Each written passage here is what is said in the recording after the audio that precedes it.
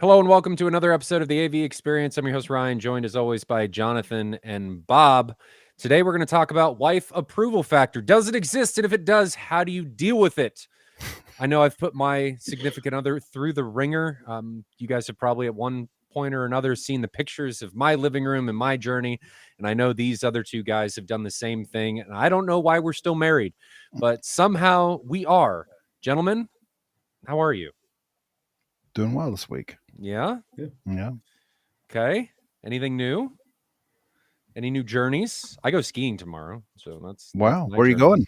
Breckenridge. This I time, wish I was going there. It's been far too long since I've been skiing. 250 inches of snow this year, so should be good. That sounds amazing. We're flying and then driving from Denver to Breckenridge, and then we go. I'm there till come home next Thursday. So, yeah, should be a good time. Hopefully nobody dies. It's always I could be like Jonathan on the mountain roads and we're taking a truck and my brakes could be on fire. Man. There could be some stuff going on. I don't know how it's all gonna go, but we'll see. We went to Great Wolf Lodge this last weekend, and for the first time as a family, that was fun. How was that? Little swimming adventure. Yeah. Yeah, they had super cheap tickets off season, like $130 for the whole family for 2 days of swimming and one night of hotel. That's good. That's fantastic. Good. So you did that last weekend? Yes. Oh, that's exciting. Yeah, Kids liked it? Yeah, they loved it. It was kind of a little chance to get away and do something different, break the routine a little bit.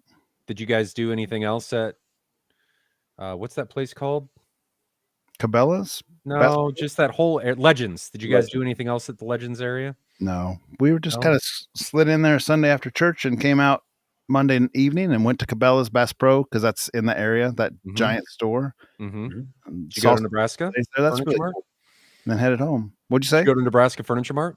No, I kind of wanted to, but the rest of the family was tired from swimming. Oh, they didn't want to get dragged through the electronics section by Dad. My oldest and I did, but the rest. See, at least unlike IKEA, you can escape that store. I went to IKEA one time ever, and I was just like getting more and more furious as I walked through the store because there was no way out.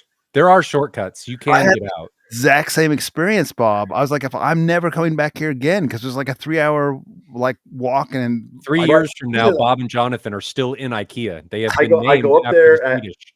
and I look at the thing that I want, and there's no way to buy it there, and like there's no tag to pick up or anything. And you go to all the way to the end, and then you go to the register, and you're supposed to put in like the code that someone was supposed to give you, but no one gave you, so you had to go find it like an employee to print out some sheet to go back, and it was.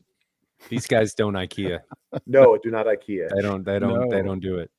Meanwhile, I could have just ordered it online and like walked into the exit door to the if you're a pro like my wife, you order it online and then they bring it to your car. Right, which would have been significantly easier, but I didn't do that. I am not an IKEA pro. So, Jonathan, anything in home theater? No changes. Nothing. Didn't do anything. Well, we all watched some music, and I watched some of that crappy show we had to watch this week, and it wasn't that bad. And if you guys have any questions, feel free to leave them in chat. We are starring them as we go. So Jonathan thinks that the show is crappy. Bob, how was your week? How was your last weekend? Went to the new aquarium at the zoo for the first time. I hadn't been. My kids had been on school field trips. It was neat to see it.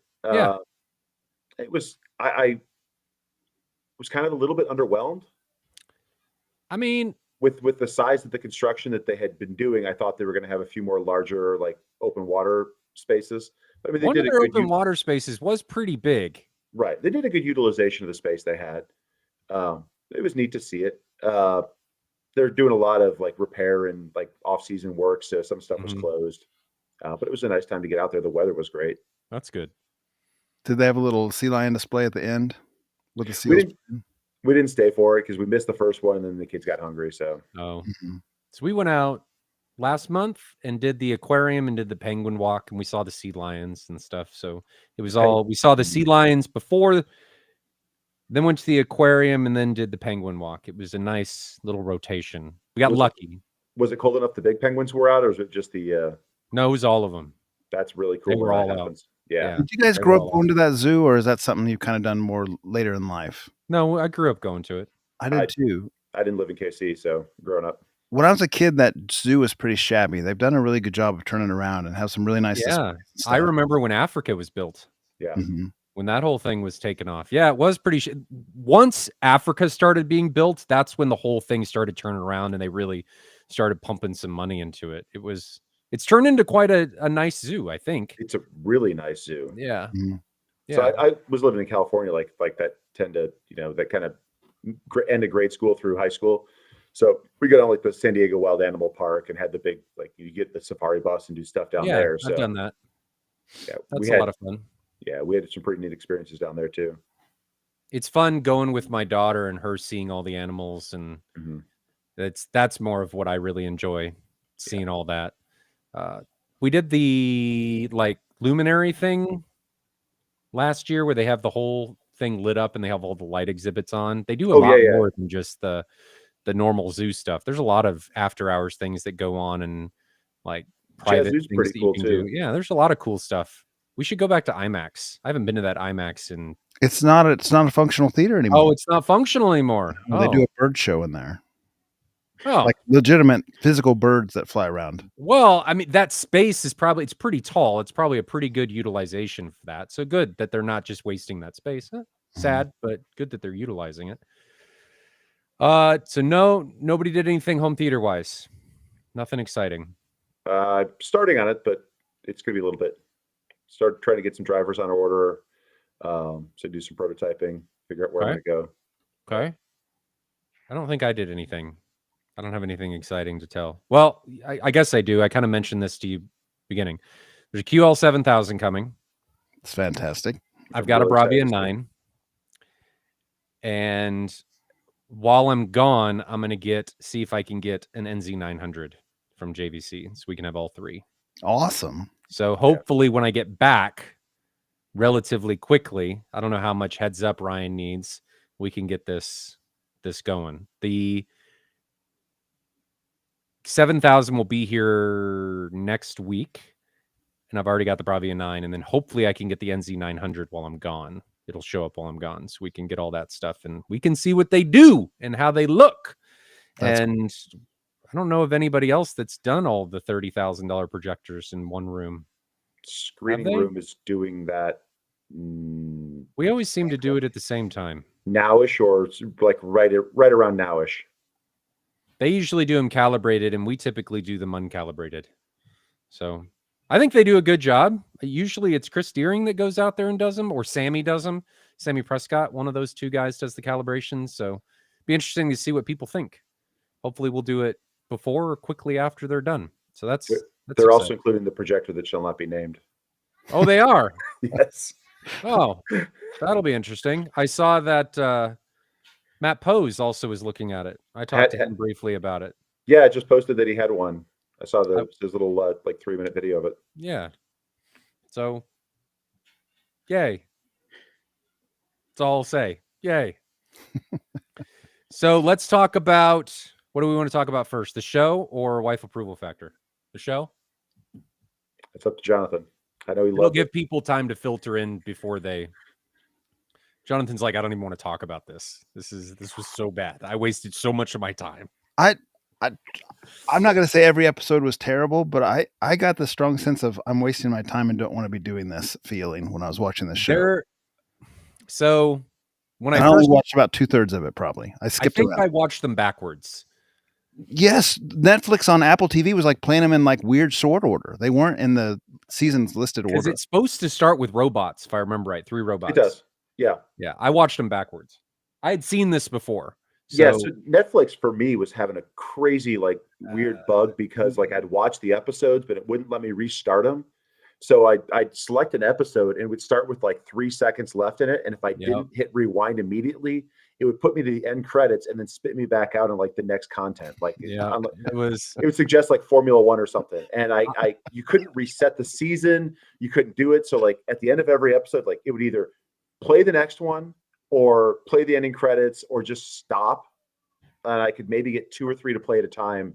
It was not exactly. I'm just imagining Bob watching all of these and thinking that they're all the wrong title and wondering like how they have, oh, this is 3 robots and it's something about fish or something weird. The fish one's awesome. Don't knock the fish one. We'll go into this. Let me pull up the. I gotta also say, while you're on that topic of annoyance, my annoyance factor was creeping ever higher because these are like 10-minute episodes, a lot of them, and there was like a few minutes in there was commercial break. Like Netflix now has commercials on my. Oh, you have Only that. because he's on a low tier account. Oh, And I was like, I I don't want to see. watch 2 minutes of commercials for a 5-minute, you know. Yeah, So if I you were on didn't that- have that. If you were on that tier plan, do you have 4K and Atmos then, or do you not? No Atmos. That's Okay. 5.1. I don't even know what's HDR, but Which They weren't even in it wasn't even in the correct order. Like looking at them, they must have changed the order because it wasn't in the right order. well, I don't think it was. I mean, if you were watching on Apple TV like mine, it was not following order. It was skipping around for me. Oh, no, I was having to go from episode to episode because I had seen them all before. So it was. that was my problem too, because they were all like Anyway. watched and the red bar was across. They wouldn't pick up right. All right. So let's jump it. There were some of them that I thought were fantastic, but there were a lot of them that sucked. So I'm gonna go from the original order. This is actually the order that I remember them in. Not only this time did I watch them backwards, but they were actually out of order. Like the list was out of order. All right. So the first one that I remember, and this is why I think I thought this was so much better, was the first one I ever saw was Sunny's Edge. It's a great one. And that was fantastic. Good. It's got a good solid soundtrack. Oh man. Other than the last, like, I don't know, minute or two gets a little bit. I thought it was I remember watching that for the first time. I like having the final. no I like the idea. final twist. I love the combat. It's a great episode. Yeah. I think it went a little too long in like the sexuality stuff, but then the final twist was fantastic. Jonathan, what did you? I'm always anxious to hear what Jonathan thinks of these because he's always the opposite. So I'll try not to be too negative on this episode, but I felt a lot of this stuff was the part that was cool, like the fighting of the thing and the reveal at the end that it wasn't who you thought it was and all that stuff. I don't need a mature audience type cartoon, so that makes me uncomfortable when I have to like think like this feels gross to me. So from that vantage, with a lot of these episodes, I mean, I didn't watch them all. I was like, some point I was just like, I'm done. I don't want to watch any more of these. But you thought the combat and that premise ordering into that territory. Like you could have left out a few minutes of this, and it would have been a lot better, in my opinion. Like that wasn't even necessary, was it? Like, what was the point of that? The part you're talking about. They could have done it a different way, but it was part of how to get into that twist, right? How do you get them on their own, and how do you get that twist to occur? So I think that's where they went with it. Was that direction necessary? I don't know, but I can see why they did I didn't really have any complaints about that one. I thought that was a great episode. There was a lot of nudity in There's a lot in that Death whole and series, Robots. and then the later series I think might have had that much too, but I don't. I Remember didn't remember that. And all animated you too. took a lot of that out. It feels like a gross junior high boy. Yeah, I didn't remember a lot of that. So, and I think it's mostly, I don't know if it's the content that's been getting pushed so much these days that you almost get to the point where you're so desensitized by it, you just ignore it when it happens. Because the boys started out like that and then just went way downhill. Well, True Blood started out like that, then went downhill. Yeah. All those other shows, Game of Thrones did the same thing. Like it just got Game of Thrones. so much. So Game of Thrones is actually necessary because that's how the books are. The books are way over. So I get the Game of Thrones stuff. The Game of Thrones is, but a lot of the other episodes, I get it when it makes sense. Like I thought it made sense in Sunny's Edge. I thought that how they incorporated it made sense. It wasn't some of these other ones that we'll get to, and I'll point it out. And I won't talk graphically about it, but the alternative history one, that was dumb. Well, we'll get there, but it didn't make sense. So the next one, anything else about Sunny's Edge? I thought it was fantastic. For anybody that doesn't know, we're talking about Love, Death, and Robots is a series on Netflix. There's 3 seasons. We watched the first season, which I think is the longest. The other ones are much shorter. 8 and 8. Yeah, this one was 18 episodes. I remember watching it when it came out and thought it was amazing. Now, I've seen a lot more content since then, and the system has evolved quite a bit since then, and content has gotten better since then. But the visuals and animation on that have held up dramatically well. They were some of them were uncanny valley. Did you guys feel that some of them were kind of weird? Like it didn't. Yeah, I mean, very much. I felt like I was watching poor CGI cutscenes on a bad B-rated game. I want to hear what you guys think about the uncanny valley from the animation stuff, because the animation styles, a lot of them were very similar, but some of them were different. I want to know what you thought about the audio, what you thought about the video, and what you thought about the story. From as a series overall, or no, each episode as we go through them. I think Sunny's Edge probably was in the top 5 for audio. There were not a lot of them that used heavy Atmos or heavy kind of audio in general. Yeah. They used a lot of, with the exception of 3 Robots, which was basically like stereo. There was almost nothing going on. But overall, as a series, they used a lot of spatial ambiance, which had a nice kind of feel to it. It wasn't like really heavy for most of the episodes. Yeah. All right. Next, I like the use of the neons and stuff in that first episode that you're talking about. Right. Now, I was just going to say that. When they're walking into the stadium and the black light transitions and it becomes this totally different atmosphere, that was great. Right. Yeah. Next episode, 3 Robots.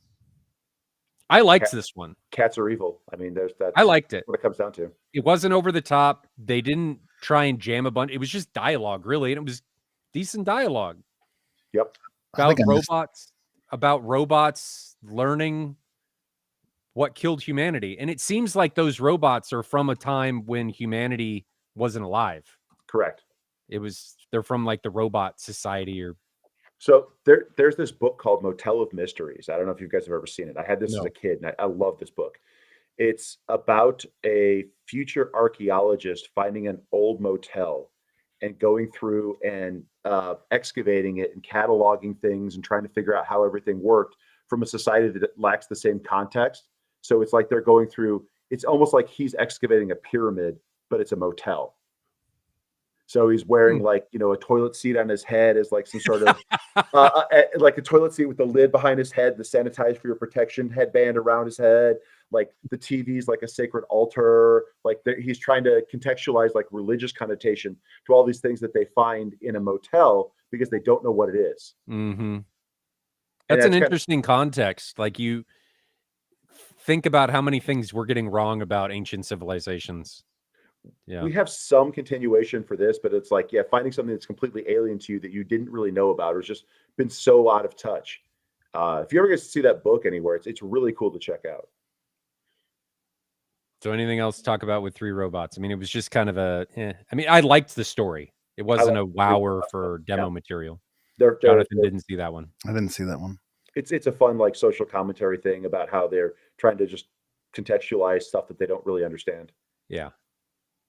And next one is The Witness. That's the time looping one. Yes. Did you see this one, Jonathan? Give me a little bit more with the crazy makeup. Girls running from the guy. No, I didn't see that one. Okay. So this one was about a murder. It opens on a murder scene, and there's a guy standing over this girl's body. And then you look through the window and there's this girl that sees this guy supposedly kill this girl. And the guy realizes that the girl he just killed looks exactly like the girl that's up looking at him through the window. And so then he chases this girl and the girl thinks that he's going to murder her. Yep. And this is one of them that I think the sexuality was unneeded. Yes, very much so. It did not matter. And it played no part. I thought it was cool, like how they did it. It was a cool scene, the surround and everything and how that was done. That was cool, but totally unneeded for the story. Mm-hmm. And detracted kind of somewhat from it. Yeah. And when it came on, I was like, Jonathan's going to love this. I saw enough in the few I saw. But I mean, so yeah, the twist in that one, spoilers, by the way, is that at the end, she winds up killing the guy who had been chasing her. And then she looks out the window and sees the guy that she had just killed standing there watching her through the window. Yep. So it's a loop. Yeah. The story was interesting. Mm-hmm. I didn't mind. I didn't mind it. The sexuality part of it, I thought was totally unneeded. A little over the top. Yeah. Next, the witness was kind of unremarkable outside of that scene when she's doing the dancing and stuff. Yeah, the audio was pretty good in there. Yeah. The visuals were pretty good, but the rest of it was not great. Yeah. The next episode is called Suits. I love it. And this was the one where they're shooting all of the aliens coming through portals. Did you watch that one, Jonathan? I did watch that one. I liked this one. I didn't really care for the animation style, though. It's a, it reminded me of an old Lucasfilm game. Yeah. So like Full Throttle or something. Full Throttle, yeah. It was what I was going to say. It reminded me a lot of like the animation style of Full Throttle. Mm-hmm. I thought, I don't really have any complaints about this one. It was a candy episode. I mean, there was nothing life changing about it. No, story. I liked the zoom out at the very end. Exactly. Yes, that was the cool part about them, trying to set up colonies on this other planet that was completely overrun, and you just see the aliens coming out of this planet trying to overrun every single colony there. Yep. So then you realize the portals aren't actually portals; they're getting through the shield. Yeah. Which is So that was cool. I like the episodes that have the twist that bring everything bigger instead of just that 10 or 15-minute episode. It conceptualizes everything, gives a reason for everything and why everything is happening. So that was, I enjoyed that one. Did you guys, I have just a curious question. Did you lock on to the lady's cigar that stuck to her lip like Triumph the Comic Wonder Dog or whatever on the Conan O'Brien show? Like I every time that lady came on, her cigar's like stuck on her lip when she's talking. I couldn't. It would make me lose my focus. It's like this. So I didn't really care for the art design on that one, but it was a cool episode. That one, honestly, at about 10 minutes, it's a 20-minute episode or so. About 10 minutes in, I was thinking, I'm going to push next. And then I just kept watching it. And I did like the reveal at the end where it was kind of like, all right, this now makes sense. That's the force field and they're breaking their way in. Not my favorite. No. C average. Yeah. Next is Sucker of Souls. Bad Dracula one. This was bad. This was bad in every way. Yeah. Gary was awful. There was no real advantage to it. I mean, upside to this episode. No, it was bad in every way. Did you see this one, Jonathan? See the Sucker of Souls. You missed nothing on this. Nothing. And then the end of it was just, a lot of these I felt like they just ended and made everything worse. Like it was not the overall episode worse, but just it felt like in a lot of these episodes that they were just, when you think you're in the clear, and then they're meant to here's try the to worst situation. So in this one, they thought they're in the clear, and then they fall down into this other hole. There's a bunch of Draculas or whatever, and it's just they all die. Yeah, it was. There was a lot of unneeded jokes that weren't funny. Correct. Yeah. It's not a great episode. It's one of the worst of that set. The next one, I thought this one was interesting. I love the next one. I enjoyed this one. It's silly and hokey. And it is. When the yogurt took over. Yeah. Did you see this one, Jonathan? I'll watch that one. I enjoyed that one. I enjoyed this one.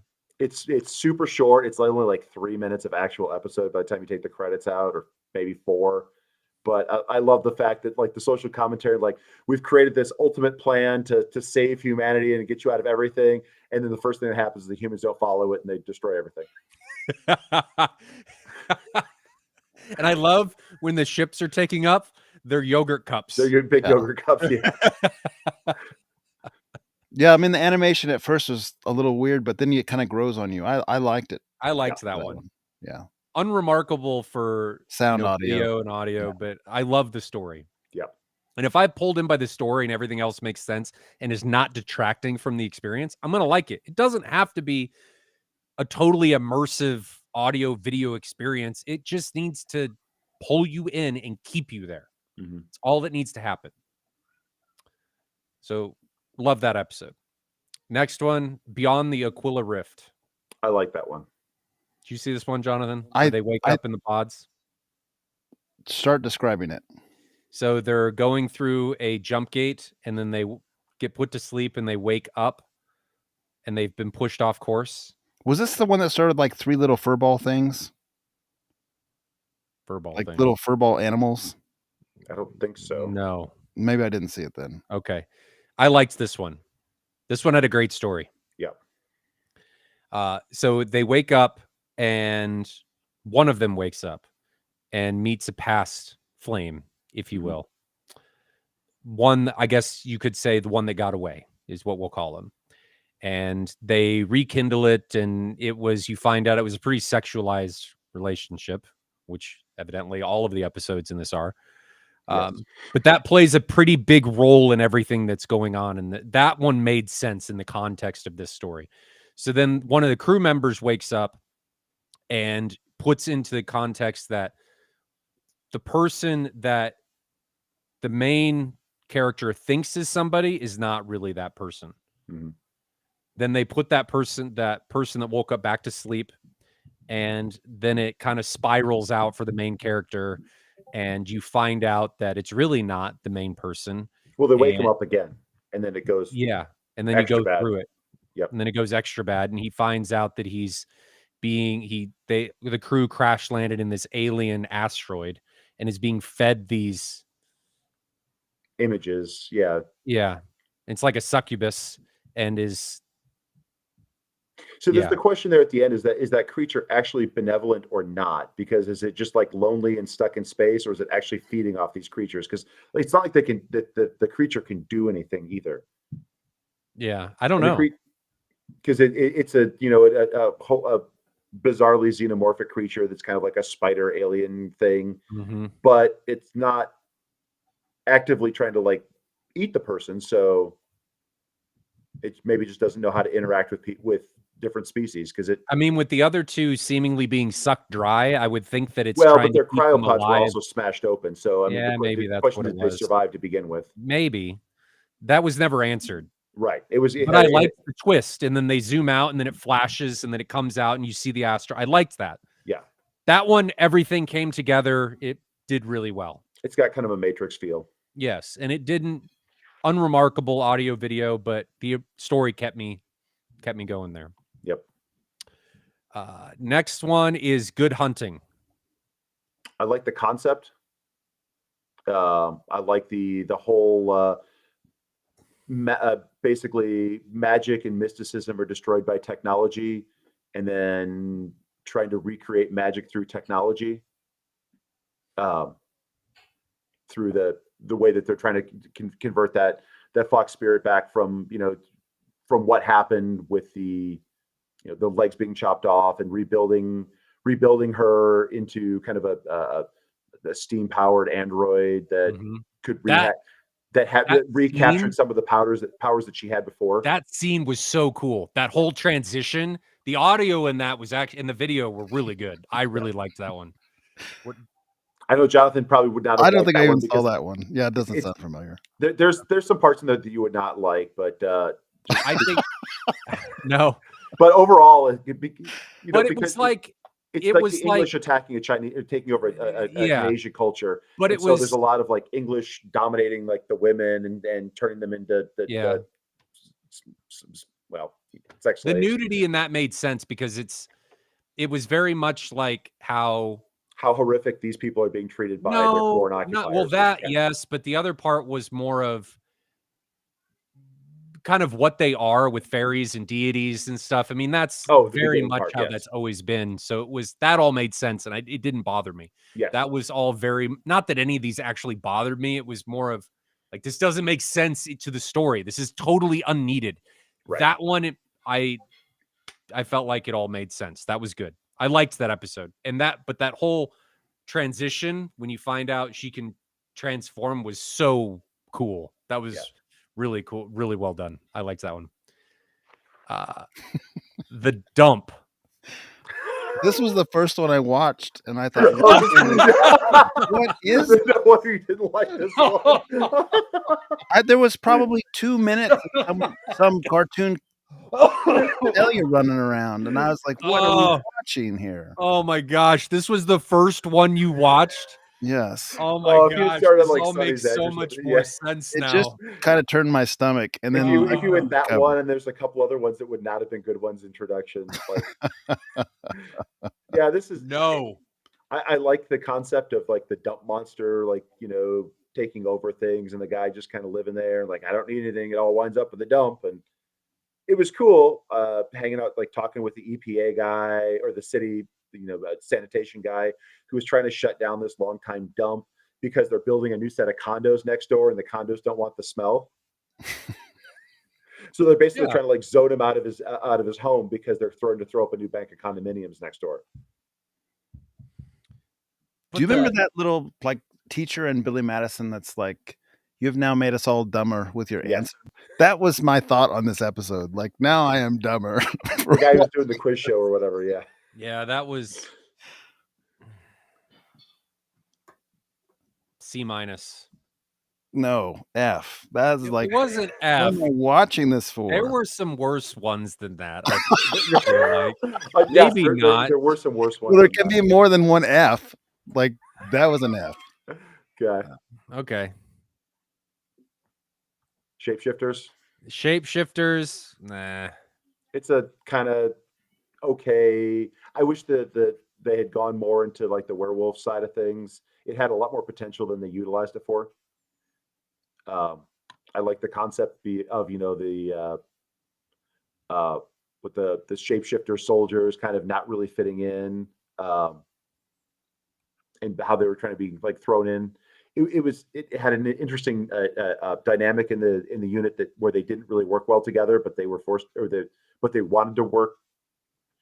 The werewolves wanted to work kind of together, and then the humans didn't really want them there, but needed them there.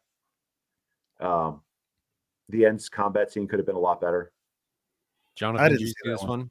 No. Okay. It was If we go back to the dump one, why did the junkyard dump creature like start liking that guy that was shooting What'd at they him? call him? Toby?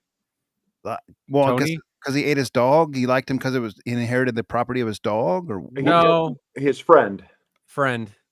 but also his dog. His dog. No, he just saw the dog. No, and there didn't wanna was a kill the dog in there, and so Yeah. he found the dog, and the dog was like, "Oh, hey, there's a person. I'm gonna go say hi to the person." And then it kind of became his friend because Pearlie got consumed by it also. Yeah. It was like an amalgamation of everything that was there. Yeah. It was nah. Yeah. Shapeshifters was Helping Hand was Jonathan's favorite. Which one was this? This was the Helping Hand was space one. The space space one. walk. No, that's terrible. This is the trope of like sci-fi space stuff that drives me absolutely batty. The fact that like anything like even in the what was the one with Tim Robbins where he was kind of a bit part in that Red Planet? I don't know. Yeah, it was Red Planet. So there was a like it was like Gary Sinise and Tim Robbins and a couple other people. They were going to Mars because they found some signal on Mars, and like the ship encounters some sort of, I don't know, asteroid or something like that, and they have to abandon the ship. And Tim Robbins is out there and he starts floating away, and his wife is trying to get him, and he's like, you're not going to have fuel to come get me and get back. And so he takes his helmet off to stop her from doing it, and his face like immediately freezes. That whole like space makes you freeze instantly stuff is awful. I mean, what are the three forms of heat transfer? It's convection, conduction, and radiation. Yeah. There's no convection or conduction in space because there's nothing there. Yeah. And radiation, it's going to take you hours, if not days, to freeze. Like it's not how this works. Well, then not only did her arm freeze pretty quickly, but she like, she broke it off and threw it. I mean, I like that part of it because it's, you're at least trying to pretend that there's some momentum that you can use. But the fact that it froze in like 3 seconds or whatever, that's just dumb. Well, I mean she broke it off with like prying off with her knee, like it was turned into some sort of brittle fiberglass thing or something. It didn't, right? Because she like it was supposed to have frozen solid. It's because still your arm with a big bone in it. It's not going to be able to break with you prying at it with your knee. No, it's dumb. And then throwing it, if it's equal and opposite reaction type thing, her arm weighs like 1/10 of her body, and it moved her real far, and I was just like terrible, bad. The graphics weren't terrible. The story was terrible. Yes. Space physics, when done wrong, is awful. Fish Night. Love Fish Night. It is visually stunning.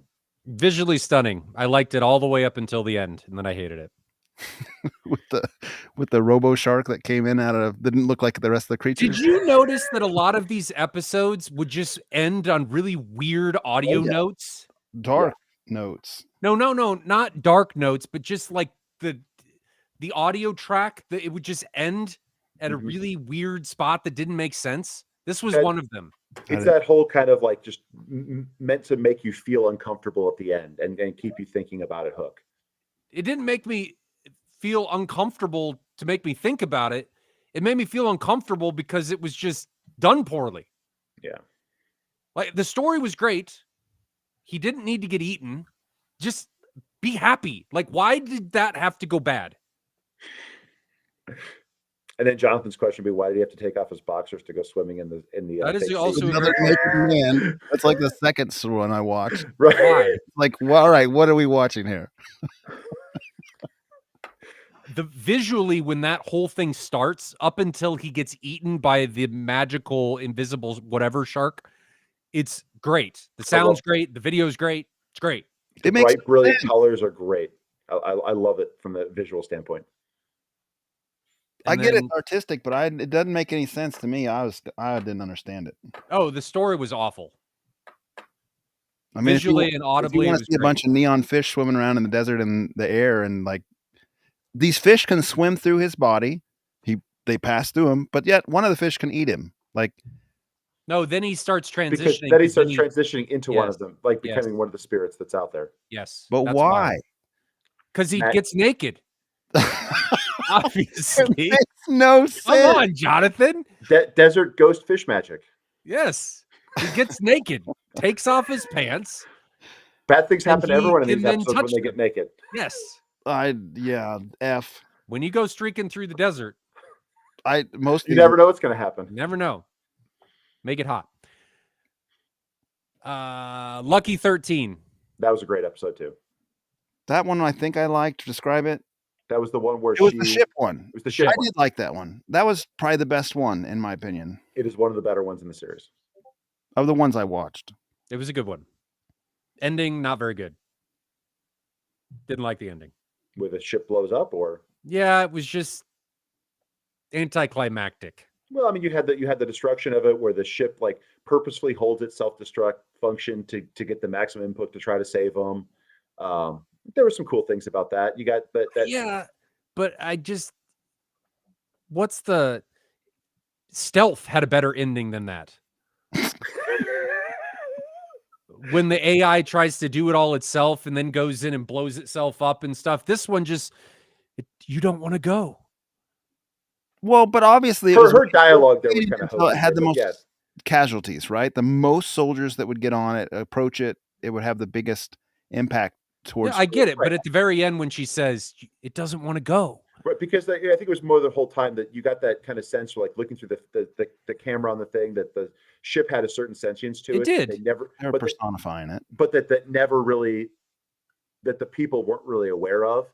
And then when she tries to blow it up at the end, that's where she kind of figures out that the ship kind of had a mind of its own, and had been helping her out because she was attached to it and it was attached to her. And it's just it was fine.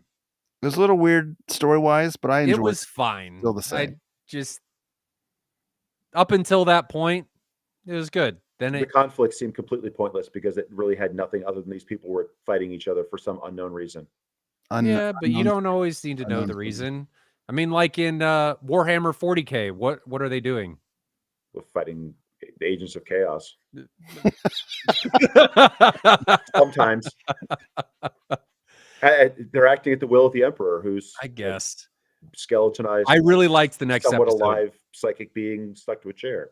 I really liked the next episode. Zima Blue. Zima Blue's awesome. It's so good. So good? Oh yeah. Zima Blue's awesome. It was so good. It's got great visuals in it. Anytime they started doing his artwork, the colors were great. And the ending is a cool ending. Oh, the ending was awesome. Robot didn't get naked, so Jonathan hated it. Meh. It had kind of like that same kind of feeling from Edward Scissorhands. You remember when you go back and like he starts having those kind of like revisions in the past where like you see the different stages of his life where he'd been like the cooking machine and some other things as they continually evolved. So, Jonathan, why didn't you like it? You didn't like the art style. No, I didn't. I actually have a problem with the art style. I just didn't get pulled in. Like it just. I mean, I was watching it. Okay, so the pool robot evolved, became some sentient AI, smarter than all humans, then wanted to go back to a pool robot. Like, where did we go in this story? Where did we? What mountain did we climb? And how does this leave us? Like, I just didn't. It was more of like he evolved so much and changed so much over the years that there was just nothing left, and he longed for a simpler life. I had no attachment to the story, no emotional attachment to the character. Like, it just didn't. It didn't wow me. Like, what wowed you about it? What made it go to like, wow, I love this? Because I was just like, meh.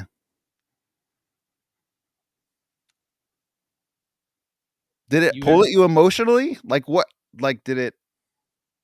So What was the hook? I kind of like I like those. I mean, I'd already seen it before, so the impact was a lot less the second time around. But I mean, I thought it had a nice twist ending where it was not like someone exploded or died. I mean, I guess he technically did die, but it's that those same kind of endings is like Flowers for Algernon or some of those other ones where you've gone through this major transformation of your lifetime, and then you kind of go back and they're happiest at the end where they came from this simple beginning and didn't need the billions of dollars or whatever he had to build planet-size art fixtures. I guess I don't really relate to it because, like, to me, sentience is like the most valuable thing in life, like as far as that goes. So if you gained sentience, why would you give it up to be a pool robot again that doesn't have sentience? Like it doesn't make any sense to me. Because you weren't happy. He went from having nothing to having everything and wasn't happy having everything. And he couldn't go any further as an artist. So his ultimate, standpoint was to say, hey, look, here's but his ultimate artistry was just like the giant blue thing that reminded him of being a pool robot. Like his performance was making a giant poster to sky high that was just blue. But that all that blue though was his like origins coming through into everything he did. He did the stuff that wasn't that, but then his origins started to bleed back into all of his artwork. You get the blue square that became a bigger blue square, that became a bigger blue square, and all they really were was that pool at the end that he started from. I think I understand it. I just don't think it grabbed me. I don't fault you guys for liking it. I didn't understand it. Like it's at the point where it like didn't wow me. He's gonna unfriend us after this. It was like the whole thing was like mediocre to me. Next episode, Blind Spot. Which one was this? This was the train robbery or the truck robbery. I didn't see it. It was kind of a cartoon style robot combat. It was fine. I mean, it was just a little train heist thing with some. It was kind of like Borderlands-ish. Yeah. Yeah. It was a heist. It was fine. It wasn't great. Yeah. The next Unremarkable. Ice Age. Great. No. I love Ice Age. You didn't like Ice Age? No, I was like, I'm ready to turn this off. I love Ice Age. Ice Age was so good. And it was short. The whole advanced civilization existing in the freezer, the whole continuously evolving civilization, and they evolved to the end of their civilization and it kind of started over again. I need things to make some sense. It did make sense. Well, how? Explain it to me. There was a pocket universe existing that happened at a much faster time. You don't have a pocket universe in your refrigerator in your living room? And things were going so fast that, like, from the relative standpoint of the people on the outside, I mean, the people on the inside, everything outside just stood still. Like there was that point where the guys were sitting on the girder, looking out there, and that look at these morons, and they just been there for probably their entire lives and their like family's entire life, standing there not moving. All right, fine. Jonathan, audio and visually unremarkable, but a great story. I enjoyed that one. Alternate history. Story. Wait, they just went through like a timeline, and then it exploded, and they went into the ether, and then it started all over again. They were like teleporting. in a freezer from the Yes. 1930s. Like it it ended made just like no sense. It's like just someone was on drugs and wrote down thoughts that had no meaning to anyone else, and somehow you guys got meaning out of it. Like it well, made no that, sense.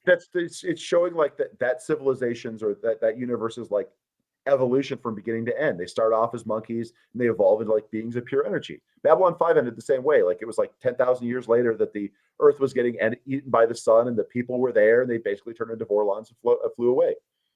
If you didn't watch Babylon 5, every word I just said there, you're going to have no clue what that meant. Okay. Alternate histories. It was a dumb episode. Oh my gosh, that was where I was like, I'm turning it off and I'm done. I think this was the end for me. The art style and the gratuitous like sex made it hard to watch. What I was like the concept. point? There was no point. I did laugh at the text I sent you guys. Runaway horse-drawn carriage hauling bratwurst. Like that, Jonathan, this is what you just said was none of this makes sense. The Jello gun and the it wasn't great. That was probably my least favorite episode. Yeah, that was bad. No, and it's an interesting concept because who hasn't had those kind of thoughts before? Like, how would the world be different if X didn't exist? And they just made it into some sort of drug-infused parody that made no sense at all. Like, I love the concept. I wish it had gone in a different direction. I thought it could have been a lot better. I thought initially it was just going to be he died, and then it would move on to like what it would have been if he was dead, but it didn't. No. He just kept dying. Last episode, Secret War.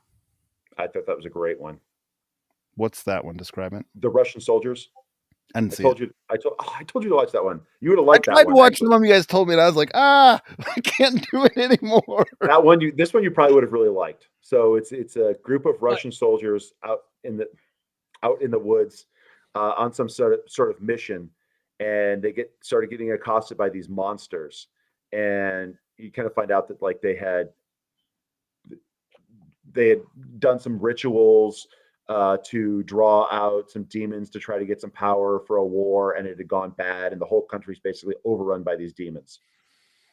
I'll watch it if you guys both say it's good. But that one doesn't make sense, remember, because it's not based in reality because they pulled demons out of the ground. No one really gets naked in that one. No, there's no nudity unless you include the monsters. No, the woman who gets sacrificed. I didn't even notice her.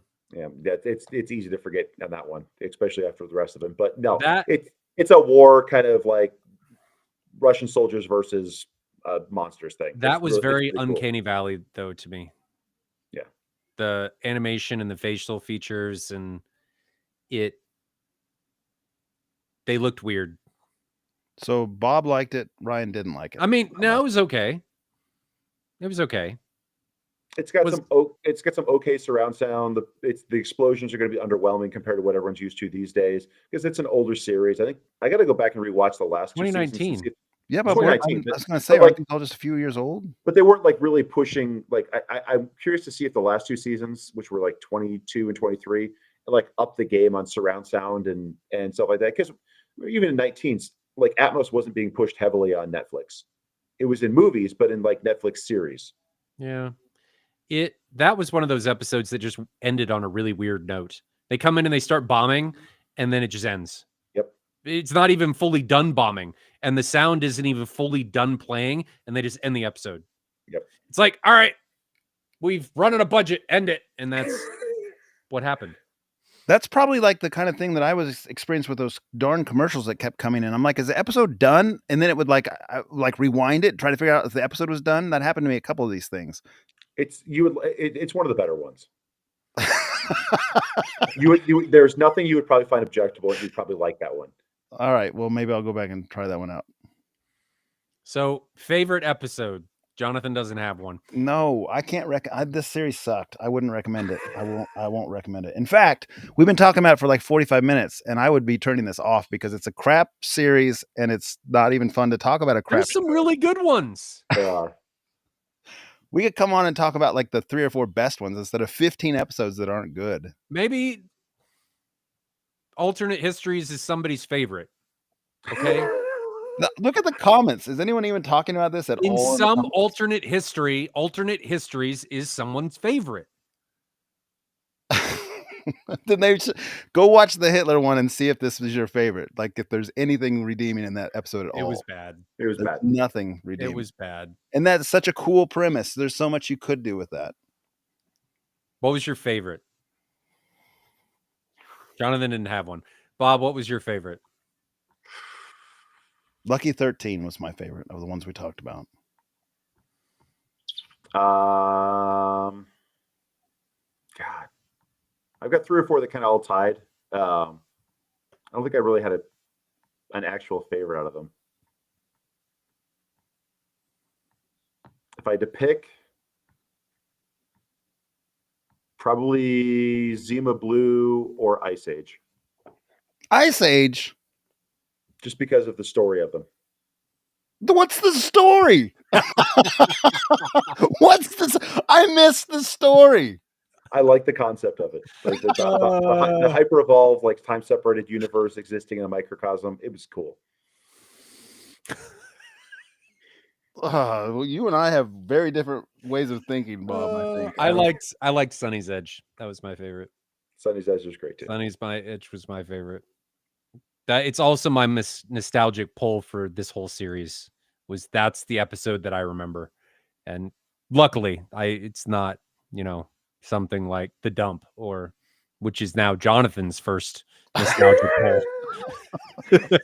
Jonathan would never like after seeing The Dump first. Oh God, it makes sense. And the alternate history second or whatever. Oh my gosh. You start about as bad as you could. It makes so much sense to why I get this text of, why do you guys like this so much? Because he watched The Dump first, which is just... Wasn't there some series that was out recently or a couple years ago that like came in like random order that when you watched it? Wasn't it one that you could pick alternate timelines? Maybe, I don't know. It was something reasonably new. I didn't watch it. And there were like a couple different episodes. Like, as you streamed it, like sometimes they came in different order. I don't know. Let's move on to our topic. All right. Wife approval factor. I think we've all run into this. Mm-hmm. It is very real. And it's not just wife approval factor. I'll call it partner approval factor. It is very real. I think we've all been blessed with very accepting significant others. Mm-hmm. I don't know why I'm still married. Sometimes I question, like, my last house with the decisions that I made and wondering why my wife is still with me and why she just didn't look at me and go, well, I've done all I can do, and walk out the door. So what is your guys's probably there's multiple ways you can take this. Like, are you thinking like finding the limits of the wife acceptance, or how you negotiate the wife acceptance, or like what's your flavor of this? Well, let's start with, what situation do you guys remember this the most? Like when somebody says wife approval factor to you, is there a situation in your life where you've encountered it that just jumps out to you? Yeah, I mean, there's still a lot of different ways that can be taken. Like I've been to the very gritty edge of like the acceptance. Like what? Many times. Come on. Well, one of them was when I destroyed the grout in my kitchen, like I've told you guys before. How did you, like the threshold and crossing over? That wasn't just the threshold and crossing over. That was the complete and utter obliteration of the approval factor. And somehow, you are continuing on. She's more patient with me than I deserve on this. You just had more subs too. So we've talked about how that happened. Mm-hmm. We've never talked about after that happened. We've led up to the point of, hey, wife's home, crunch, crunch, crunch, as we walk across the grout. But we've never really talked about the aftermath. That was really heavily weighed in our moving. Like that.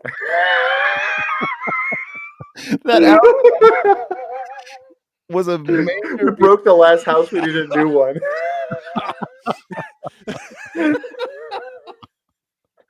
No, it didn't. Yes. No, it didn't. Yes, it did, because and not even just on her front, on my front too, because like after that, my walls always creaked and groaned, and like my regular base, like my room was ruined. Like not visually, like the drywall was still there, but every time I played bass at the same level I did before, everything was I'm like crying. creaking like aluminum cans in a in a hoopty that had big subs in it. It was, the whole room was just ruined. Even now, like the first time I went over to your house, I remember hearing like I walked in, you guys were down in the basement watching something, and I hear the register in the family room, like right above the TV, just like vibrating and shaking. Your wife's sitting there on the couch, like Gave you the roll eye expression. Oh yep. yeah,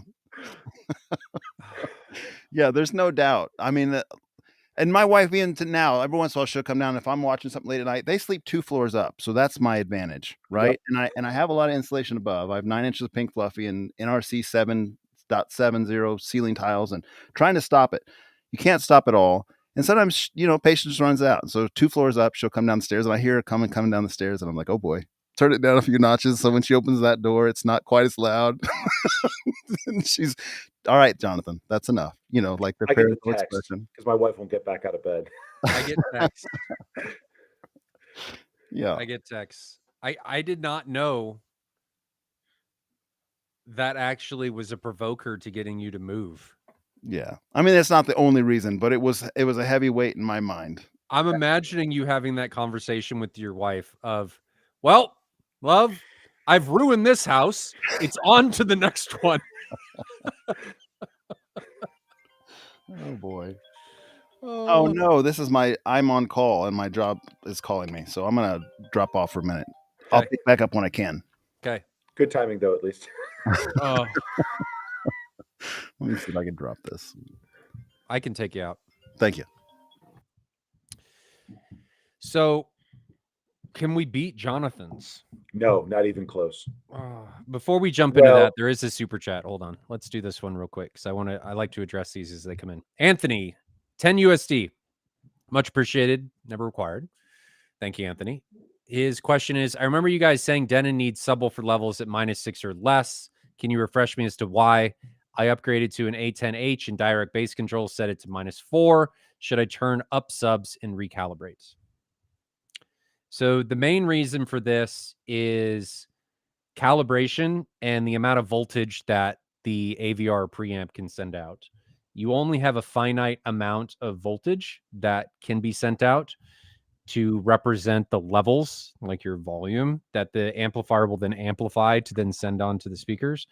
And if you set your level too high, when it goes to send it out, it's going to clip and you're not going to have the needed voltage to send out to represent the whatever the media is actually trying to do. So ideally, you want it as low as possible to reach whatever level, but it's always a happy medium between what the AVR preamp is sending out and what the amplifier is actually doing, because you don't want either to clip, and they both can clip. So it just depends on what the situation here is. You want to find the happy level for both. The best way to do this is, you could test this now, is play something at reference. And it's tough to measure because when you're measuring at reference, you're also going to be getting, with the subs, you're going to be getting room noise. You're going to be getting potentially different levels of distortion. So it's tough to tell what's clipping, what's distortion caused by that. But maybe if you take a near field measurement and then try and figure out with room gain and stuff, but lower typically is better. Yep. In those situations. You're not awful at -4. Yeah, because especially if you, because the other thing is if you keep them at neutral or even slightly boosted, and then you're going to go back and you're going to say, I want my bass 6, 10, 12, 14, 18 dB hot, or however crazy people are going to go, then you're already clipping the outputs from the Denon, not the inputs from the subwoofer. Well, you also could be clipping those from a voltage standpoint too, because your gain's not high enough. So it's all about matching the gain between the two devices. Same thing with amplifiers and everything else. The gain knobs and things like that are to match gain, not as really volume controls. So It's not bad. I think they've, as Big Jack says, I wouldn't worry about it. I think you're fine. There should be more than enough voltage. You're not in a bad position with -4. It's really, you just want to ideally be negative. You want to try and stay away from positive in those situations, because EQ is also going to get layered on top of this. And if there's any boost or anything, you're going to potentially run out. So negative is usually safer in a lot of situations. Speakers too, not just subwoofers. Good question though. So we were talking about wife approval factor in particular situations. So anything for you, Bob? My biggest one was that, And these are just situations, by the way. We'll come into the other topics. kind of before we started doing like theater stuff, had the basement finished. We When it was just my wife and I, we only had the one TV, and we used the loft in our house, which was outside the bedroom. And so we'd watch TV, watch something together at night on the couch, pretty much every night.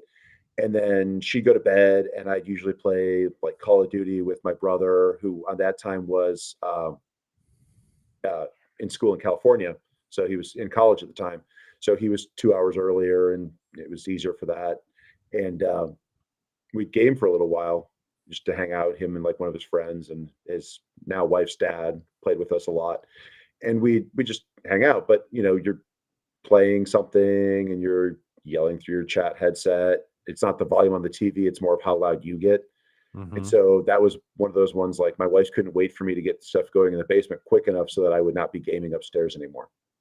Oh, I guess that's fair. She wanted you to leave. She wanted me to go downstairs and be quiet. Yeah. From a standpoint now, when I get around to cutting the room in half and redoing things, I'll have a lot better sound isolation. Right now, there's just the one door at the top of the stairs, so this door at the top of the stairs is my weak link.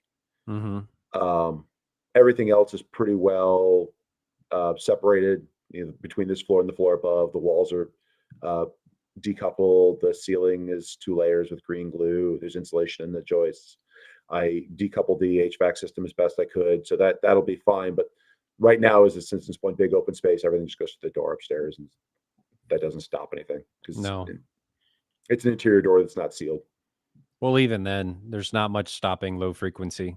No. If it's not thick enough, it's just going to keep on going. So mine, I actually have a few. For anybody that saw pictures of my previous house, in our living room, I never told. Okay. So this all started where this particular setup started with Martin Logan ESLs. Okay. Just the babies, the electro motions. They're not too big. I mean, to some people, those speakers are huge. They're the ones that became your rears. Yeah. So they're like 5 feet tall. Mm-hmm. They've got a 6-inch sub in them, little 6-inch woofer. Not big. Those were the mains. And then there were a couple mismatched subs. There was a James, like a 10-inch, and there was a clip something ported.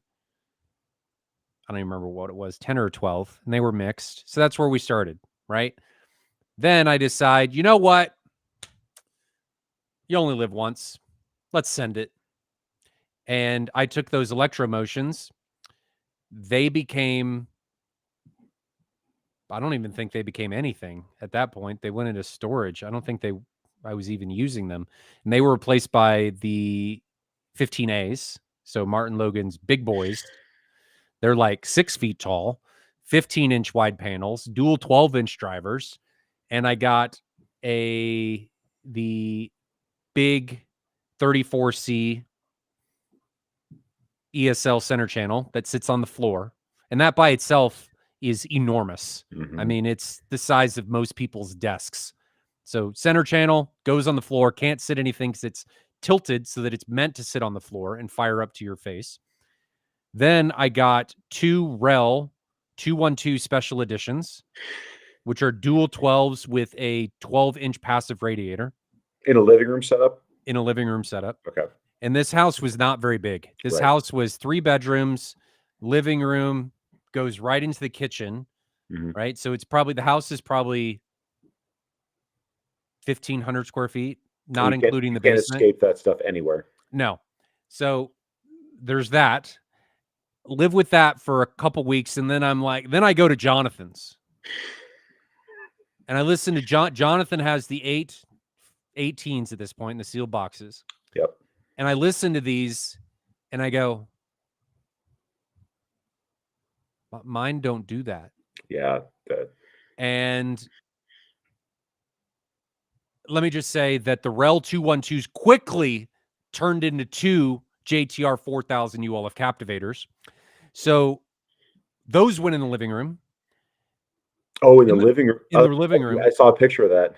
In the living room. And the RELs, I didn't tell my wife those were coming. And I didn't tell my wife how big the 15As were either. So I sent her a picture when the 15As and the 34C arrived of the boxes in the living room. Oh, God, those boxes are not small either. The boxes look like you just took delivery of refrigerators in each box. Yeah. Like the boxes are taller than I am. The 15As come in very large boxes. They're enormous. Like it literally looks like you just received refrigerators. Each one came on its own pallet. The 34C, though it's a center channel, the box was like 5 feet by 5 feet by 5 feet. It was huge. So they're in my living room, and I send my wife this picture, and it was just the picture, nothing else. And my dog, Alaska at the time, was in the picture, and he is dwarfed by these boxes. And looking back, this is why I say I don't know how I'm still married. Because looking back, I wasn't even actually married at that point, I don't think. No, I was. I was at that point. Looking back, I'm surprised she didn't serve me the very next day. Like, I don't know what made her decide, you know what? I can live with this. And not only at that time, but when I made it worse and replaced the 212s with the 4000s. The 4000s are like 4 times the size of the 212s. Yeah, they're like a small refrigerator. At least. They're 4 foot by 4 foot by 2 foot. They're enormous. You had 5 of them at the most? Well, in the theater, yes. There were 5 at one point. Let's not... Almost 6. Let's not jump to the conclusions here, okay? Let's not get ahead of ourselves.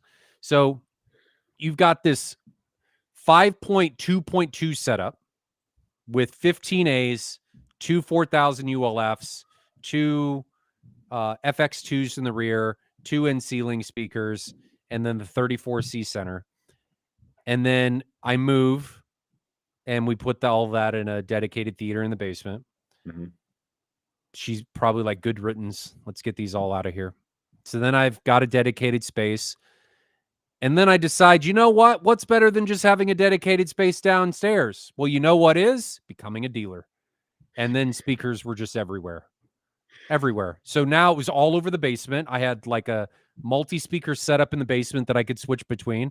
And then imagine, you know what? What's better than having speakers all over your basement? We're going to put them in the living room. And then what's better than putting them in the living room? We're going to put them in the bedroom.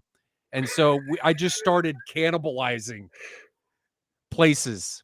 Well, you went from the Perlistons upstairs to the F200s. Well, hold on. We'll get there. So I had the Perlistons and a bunch of other speakers in the basement, out in the basement for demoing and doing this stuff. Looking back, totally unnecessary because most people actually don't want to listen. Like they know what they want. So it didn't do a lot. Anyway, so eventually the Perlistons go up to the living room. I don't think I told my wife that I was going to do that. Bob and I just decided, you know what? They're just going to go in the living room. So that's where they went. My fault. I didn't say it was your fault. It was my fault. Bob helped me carry. Okay, Bob helped me carry them. It wasn't that he helped me in that decision. It was just I needed a compatriot to help me get them into the living room. So they get in the living room. Beautiful speakers. Mm-hmm. They're not small. They're a good-sized tower speaker. It looks good up there. They weigh probably 150 pounds. Maybe not. 120. They're not probably 70, 80 out of the boxes. Maybe. Okay, so they get upstairs. They're there. Didn't tell my wife. She comes home. There's these enormous tower speakers. They are gorgeous, though. They're really pretty. So they lived there for a while. But as a dealer, you got to rotate through demo gear. So then they get replaced by the F200s. And I think at some point I told my wife that they were going to be smaller. They were not. About the same size. They may be bigger. Because they had 8-inch drivers instead of 6s. So they got bigger. And they lived there for a while.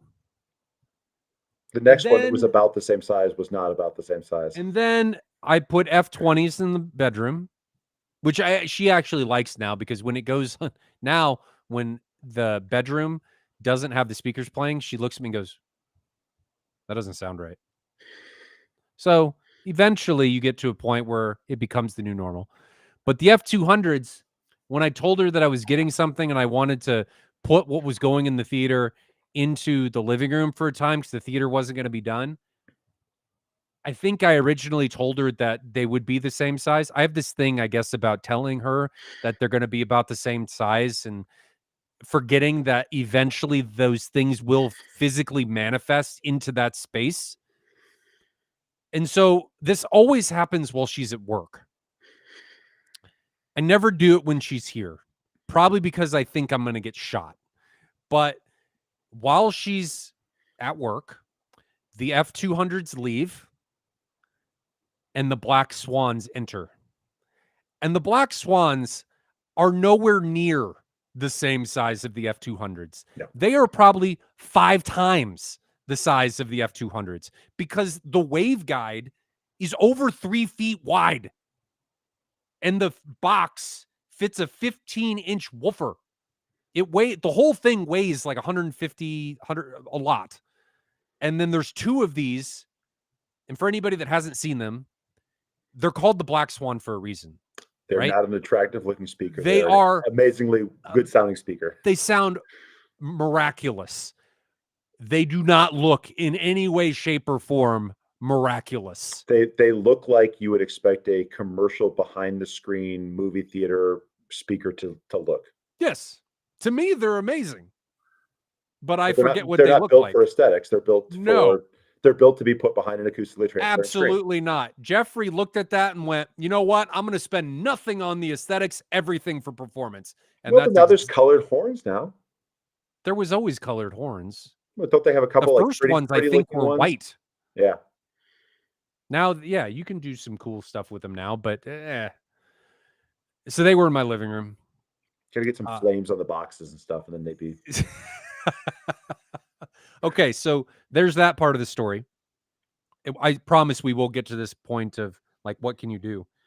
The next part is when we were doing this theater. You guys have heard me talk about this many times or a few times, but we've always just talked about the 50. And yes, the 50 was a problem because it's a 50. Like my wife had an issue with the 4000s and now it's a 50, right? A 4000, the cabinet doesn't even weigh as much as the 50 driver. The whole sub doesn't weigh as much as the 50's driver. And then it didn't fit down the stairs. the cabinet, not the driver. Right. When the movers were in my living room. There's been a lot of failures in my life, and that was one of them. So, but that wasn't the only thing. The other thing was when the pallets started showing up. When I told my wife, you know what? I have to fly to Houston to help move the speakers into the truck. And then we're going to have a full 18-wheeler full of stuff, just for this theater, come back here. That was another point when those words came out of my mouth. Those words came out of my mouth. And when they left, I realized that did not sound smart. I also seem to remember unloading 3 trucks of stuff at your house after an M-Wave, but she had nothing to do. Well, okay, the garage. Yeah, she did have something to do with that. The garage and your mom's garage. Yes, I filled up 2 3-car garages for M-Wave 2023. Full, like every bay, full. It took, I think we actually made one trip before that. I think it was 4 26-foot box trucks. Just moving crap from M-Wave to my garage and my mom's garage. And she was okay.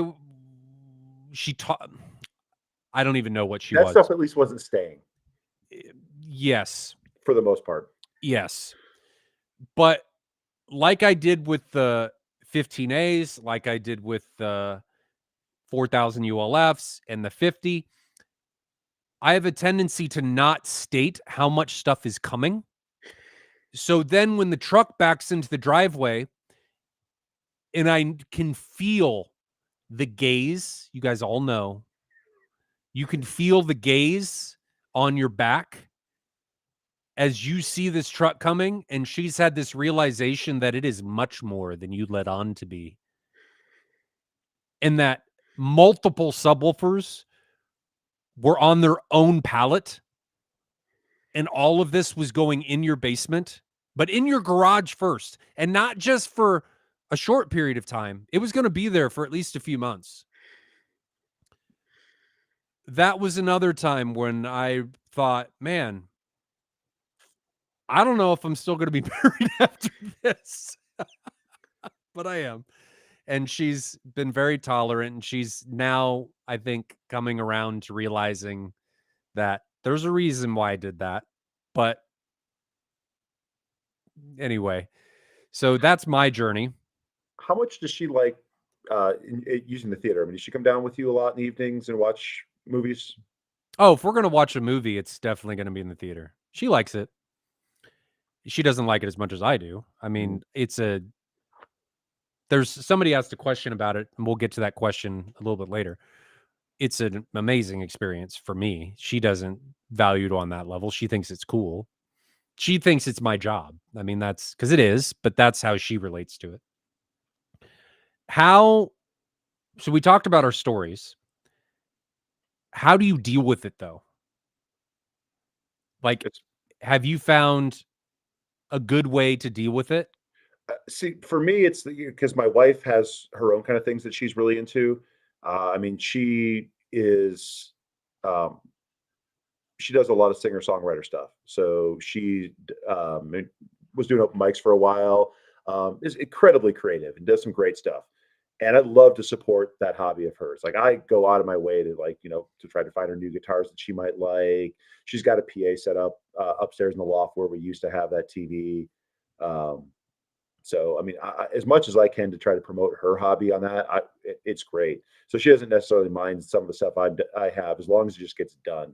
That's what bugs her the most is when I had that big problem of like getting a project to the point where like I'm enjoying it Mm-hmm. and then getting that last bit done because I'm so busy enjoying all the stuff that already got done. I don't always necessarily get it done very quickly. Mm. That's what bugs her the most. See, Um, I can't leave things unfinished. I don't have that problem. It bothers me. Unfortunately, yeah, that's a problem that would be good for me to have. But my wife actually hates that because I can't let things just sit. Like it'll irk me to the point where I'll deal with it until 3 a.m. Like She's the it'll other, just and she's that way for us. Like she's the one who needs to get everything done, and so that's a tough thing to balance. But I mean, we watch a lot of stuff down here. We've been watching family movies down here more often than not, which is great. Most nights we'll come down and watch a movie or a couple episodes of whatever current show that we're watching. But she's not one of the ones who will use it on her own. Like my wife probably has watched significantly more movies and series on her phone. Um, because that's where she'll just do it. She'll just lay in bed and watch it on her phone. really. Not even turn the TV on in the bedroom. Yeah, She'll just my watch. wife she watches a lot of series like her mindless stuff in the bedroom. My wife will also try to watch content to get through it. So she'll watch a lot of stuff at like 1.5 times and 2 times. And it's Oh my just gosh. yeah, like she does it with audiobooks too. And it's like you come by and it's like Alvin and the Chipmunks are reading some book and I can't do that one. But the space is nice just because it's a great place to spend time together, Mm-hmm. and that's kind of the best thing about it is making it so that it's something that you can both enjoy. I think it really helps out a lot. So for me,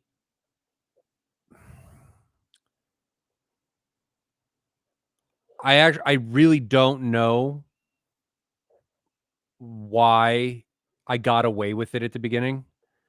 Because I look back and I'm like, you moron, like, what are you doing? Like, that was stupid. Now, my realization is, and I think it's because I've had to change so many things, and my work, because I am a dealer, I am a custom integrator. I do this for a living. I consult and design home theaters and sell it and show it and do all this stuff. So it's given me a pretty unique and intimate experience with this, because my wife has to deal with this all the time, because I have stuff coming in and out all the time.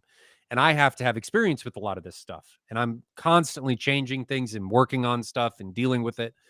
And a big part of that I've realized is she will tolerate it as long as I just tell her, like, this is coming. This is why. This is when I expect it to leave. Because she now has the status quo. She knows what's coming. She knows what to expect, and she knows when it'll be over. So that's what I have found for a big part of this. Now, another thing that has helped is because my wife has to deal with, I would assume, a lot more than most partners do. I mean, because I've taken her through a lot. M-Wave, my Martin Logan living room stuff, the first theater, putting stuff in I've done a lot to her. And I think if I wasn't doing this for a living, she probably wouldn't tolerate it now. I would have overstayed my welcome. Probably after the last theater, it would have been, she wouldn't have tolerated the Black Swans. That wouldn't have happened. In the living room or just in general? No, that would not have been tolerable at all. At all. But I found, through a lot of this, that honesty simply is the best policy. Don't try and hide it. Let's not be kindergartners. So don't take the don't ask permission, ask for forgiveness approach. No, don't do that. Don't do that. Yeah, that's never a great idea. No, and I know some people will say that. I've been through. This will be a little. I don't know what to call it. I've been through a lot in my life. I've been put through the ringer. There's a lot of crap that's happened in my life. And it's made me realize that when you tell somebody something that you really want to do, that you are very passionate about, and they are fully against it and they will not support you, maybe that's not the right place to be, in my opinion. Life is too short to not do what you love, in my opinion. I mean, if you really, really love something and you want to spend your time doing it and it's really important to you, I think it's really important to have people around you that support you when you're not necessarily support you doing it, but just are okay with you participating in that space. I think that's important. You got to surround yourself with people that want to see you like you. Don't change for others. I've done that. It's not a life worth living. Honesty and do what I think is important to you. Jonathan's back. You missed my whole, well, maybe you were probably listening. Are we going into marriage counseling now? Is that what I'm hearing? Yeah.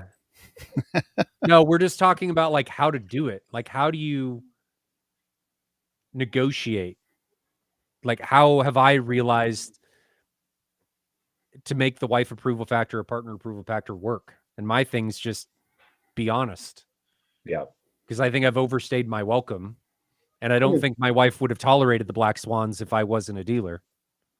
Those would have been setting limits that work for both of you, finding compromise in situations. Because I mean, as much as we all want to have That's like an amazing compromise, as much as we all want to have an amazing system, like if you don't have the space to support it, that works for your situation, works for your family, works for the other people in the same environment, then you've got to also make compromises on that too. I mean, you can't putting a big giant system in the living room is fine if there's two of you in the house and you don't have kids that are sleeping, you don't want to listen to it at night.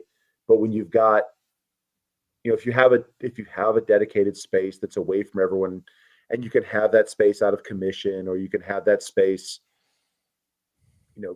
torn up or in pieces or non-functional for extended periods of time, and it doesn't affect the other people in your life too in a negative way, that's a nice place to be in, because you're not affecting other people by the hobby that you're trying to accomplish at the same time. I have kind of a cool maybe it will be helpful to somebody who's watching. I mean, it depends on who our audience is, but as a young man, somebody introduced me to the concept of fun money. Have you guys ever heard that? Sure.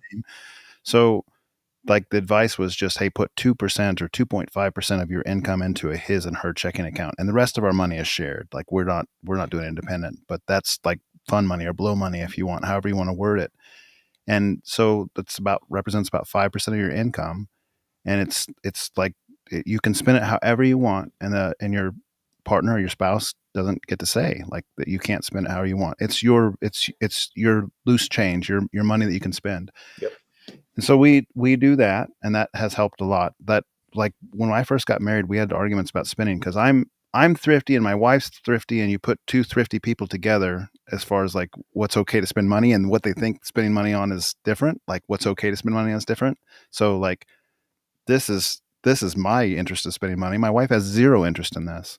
Without fun money, it would have been an endless arguments. So I must maybe, like, first year of marriage, somebody introduced me that concept, and it was fantastic, because then you can just like save money into it. You can, like, it's a separate account. It's like that's where the spending comes from. That's a great way to do stuff like that. And we did it a little differently too, where like our bonuses and so forth. When we were both working, our bonuses would feed 50% into the house account and 50% into our fund money account. So if I wanted a new projector, I would put 50% of my bonus at the end of the year into the fund money account, and that would be how I would get the big purchases. So that's how this was accrued over a long period of time. And without offending the wife, in fact, like, she doesn't even care if I buy something anymore. As long as it's coming out of my fund money account, it doesn't put any financial strain on our house or income or anything. So it's been very good in that sense to alleviate any kind of arguments. And for people who don't have that kind of flexibility, I mean, I know from being 20 years on the forum, there's certain people who are just like, their spouse says, just no, like, I don't want you to do that. I don't want you to spend the money that way. We have other things we need to spend the money on. If you can't get that kind of allowance with fund money, you're probably just going to have to, like, realize that's the way it is. I do not approve of people who go in and say, like, I bought this under the cover of darkness and my wife doesn't know, from my secret spending account or whatever. I didn't tell her I got this bonus or anything like that. That's not a foundation to base your marriage on. If you want a long-term relationship that's going to be, like, growing and improving, you can't have that dishonesty. Been there, done that. So, yeah, I mean, all this stuff should be on the table. It should be up front. You should agree upon it. You can hopefully persuade your spouse to say, this is something I'm very passionate about, very interested in. I'd like to build a home theater. Even if you have nothing, like, I'll start with used gear. Maybe at the end of the year when I have some extra money, we have some extra money as a household, I'd like to spend $500 on this. Just be upfront and forthcoming and, make it work like that. And if you're looking for that, other ways to budget for stuff like that, I mean, look at just, if you guys go out to dinner, frequently, and you have a drink or two when you go out, that's $20 of time you go out. I mean, throw that in your, if you want to do subwoofer, don't buy alcohol when you go out to eat for a while. I mean, you can buy a new subwoofer pretty quickly at the way for how much people spend on drinks. But how do most people deal with the space and the looks? Space is an issue. Yeah. That's a hard one for a lot of partners to get by, right? Especially in smaller, in the Midwest, it's not as much of it's not as big of an issue for a lot of people, just because we have basements. And it's a great spot where, I'm gonna go stick, it's the man cave or whatever, you can go put your husband down in the basement and they can get out of everyone else's space, and it's out of sight, it's out of mind. And it works out well for spaces like this. But yeah, when you've got to integrate it into the living room where everyone's sitting around and everyone who walks in the house sees it, then you probably do have to make some accommodations for a shared space to maintain harmony there. You can't. I think that's where the compromise thing comes back into effect. And the way we've played that out is Megan has basically agreed with me that, hey, she won't control anything I do in the basement, and I will give her, like, the living room and the kitchen, and she can control those. So I don't get to have a home theater in the living room, which if I was a single man, I would have a home theater in the living room. I'd have a home theater in my bedroom. I would have a home theater in the guest room. I would have home theaters, right? Like a game room. That's what I would do. You get a home theater. You get a home theater. You get a home theater. You get a home theater. They wouldn't all be the same level, but there'd be, like there'd be a 5.1 speaker system. So in the compromise here is that I have this downstairs, and upstairs I have little Polk audio speakers and a little 8-inch subwoofer on our TV.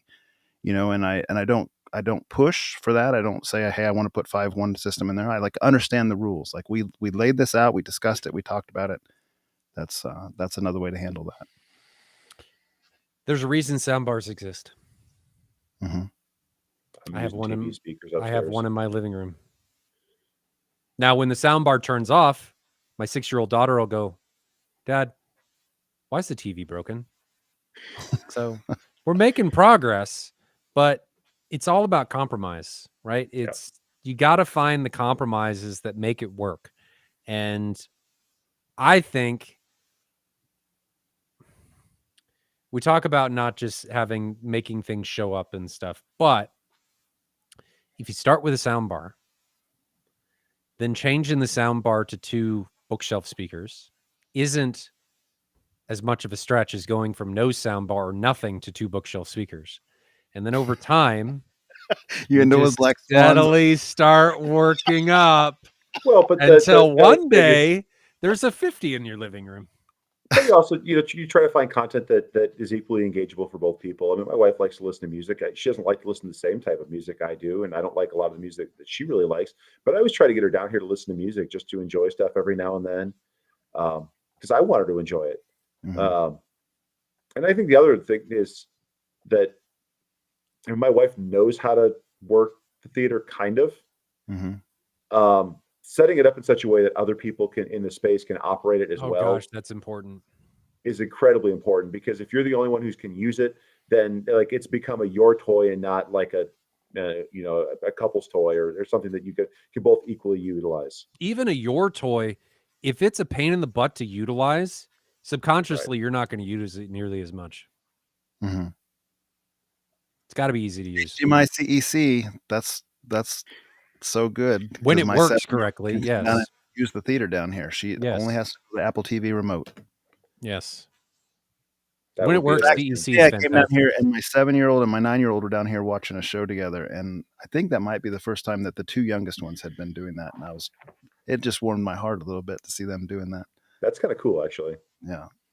Turned on my heart. Operate this. They were over in one of the far chairs, cuddled together under a little black blanket. Like, warms my heart to know that you will not have any money for drugs when you get older. Because you'll be too busy spending all the money on your theater. Yes, that was where that was going. That is exactly where that was going. That was a positive statement, Jonathan. I missed something somewhere, I guess. Just like you missed it in the Ice Age.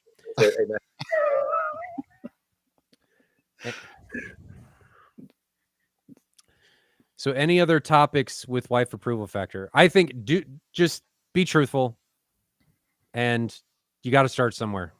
Yeah. And just finding a situation that works well for both of you. I mean, if it's in a shared space, that's a lot more important. Or like Jonathan or for any of us who have basement spaces, I mean that's a nice compromise. There is keeping it out of everyone else's way, but trying to make it so that it's something that you can both enjoy instead of it's just a thing for you. But I think you got to start somewhere is really important, because we say this all the time about so many other things. Oh, just try it. You may like it. Well, we say that all the time with food, or when somebody's getting into beer or any of that stuff.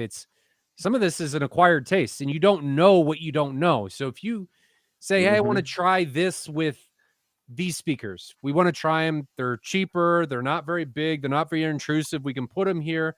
And then maybe you find out that you're both listening to music, or you enjoy it. And then eventually, I heard this all the time with M-Wave, where spouses were doing this together, and they were looking for how they could better improve that experience with one another. And then you're on this journey together, instead of it making it just your journey and what you want to do. On that, like getting started though, I mean, if you're trying to get someone into something that's new, be careful how you get them into it, because trying to push them too hard, too fast into something, or with something that they might not enjoy, can build up initial negative responses. Yeah. So You got to like start with Desperate Housewives. my wife has never seen. I don't know that you're necessarily going to get your significant other on board either 100% of the time, because like my wife just doesn't care anything about this, and she's been around it for 20 years at this point with me, and she just doesn't, and that's fine. She just doesn't. Mhm. So we'll watch family movies down here from time to time, and she'll say, she'd hint that she'd rather watch it upstairs on the TV with the little small speakers and whatnot.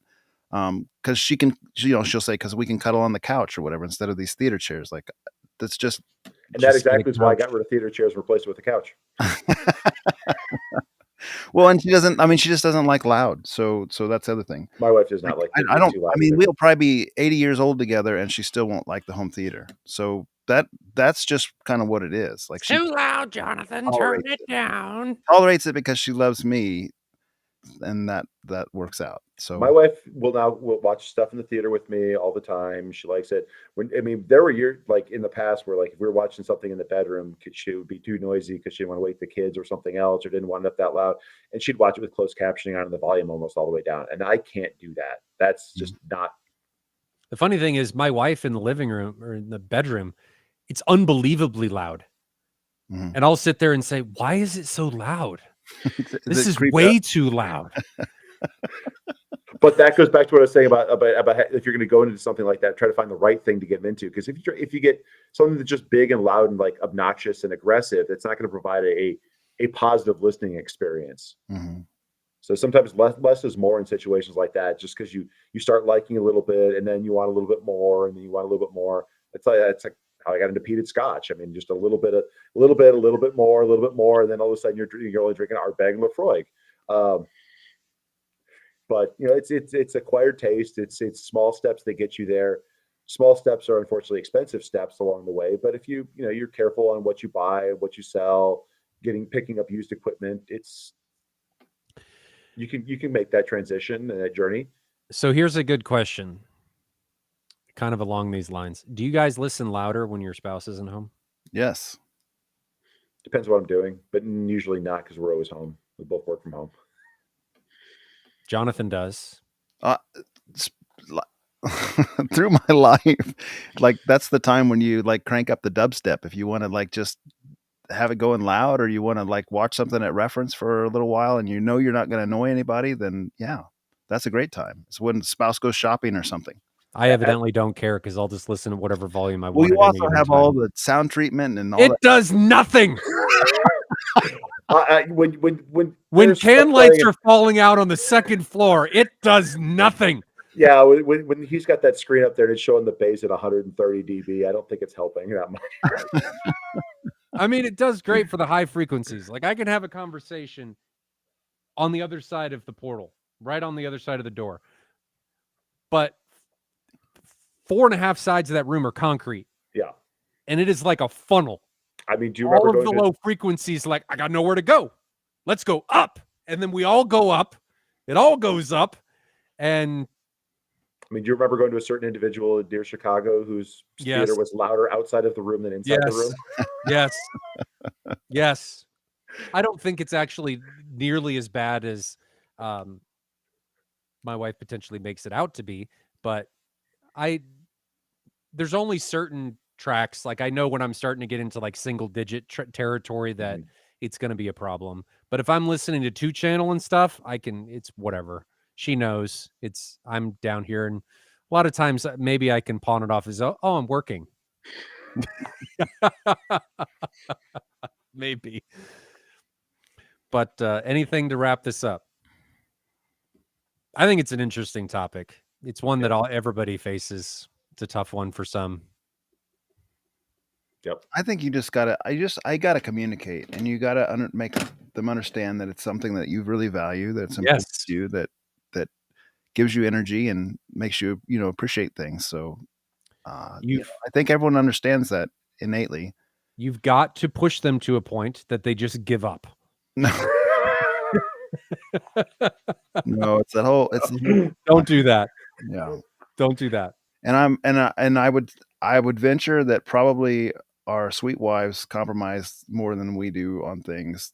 So the reality is that my wife is a saint. My wife's very forgiving. in comparison to me. I don't know how she tolerates it. I'm trying to imagine if it was reversed, what I would be like. I don't know. I can't even fathom that.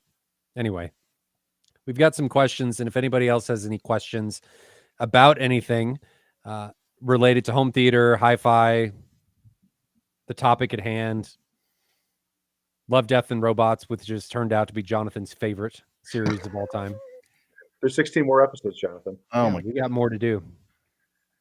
More to do. If you got any questions, feel free to put them in chat. I will star them. There's only 12 right now. We're going to try and move through these rather quickly because I got to leave for the airport in the morning and I don't want to be up super late.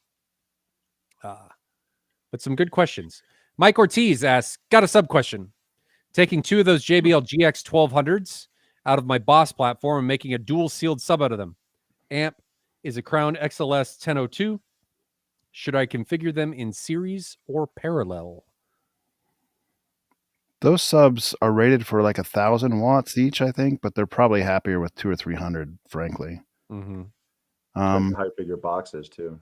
So an XLS 1002 Crown usually puts out 1,000 watts at rated power. So is that 4 ohm though on that one? That it would do 1,000 watts and 500 at 500 or 600 at 8. Let's look it I up. don't know. I'd have to look at this. It says they're a 4 ohm single coil sub. So he's not even going to have an option for 4. If they're single voice coil, he can either do 2 or he can do 8. Can that Crown? I mean, that Crown XLS 1002 right? might not be able to do 2 ohm bridge. Let's see.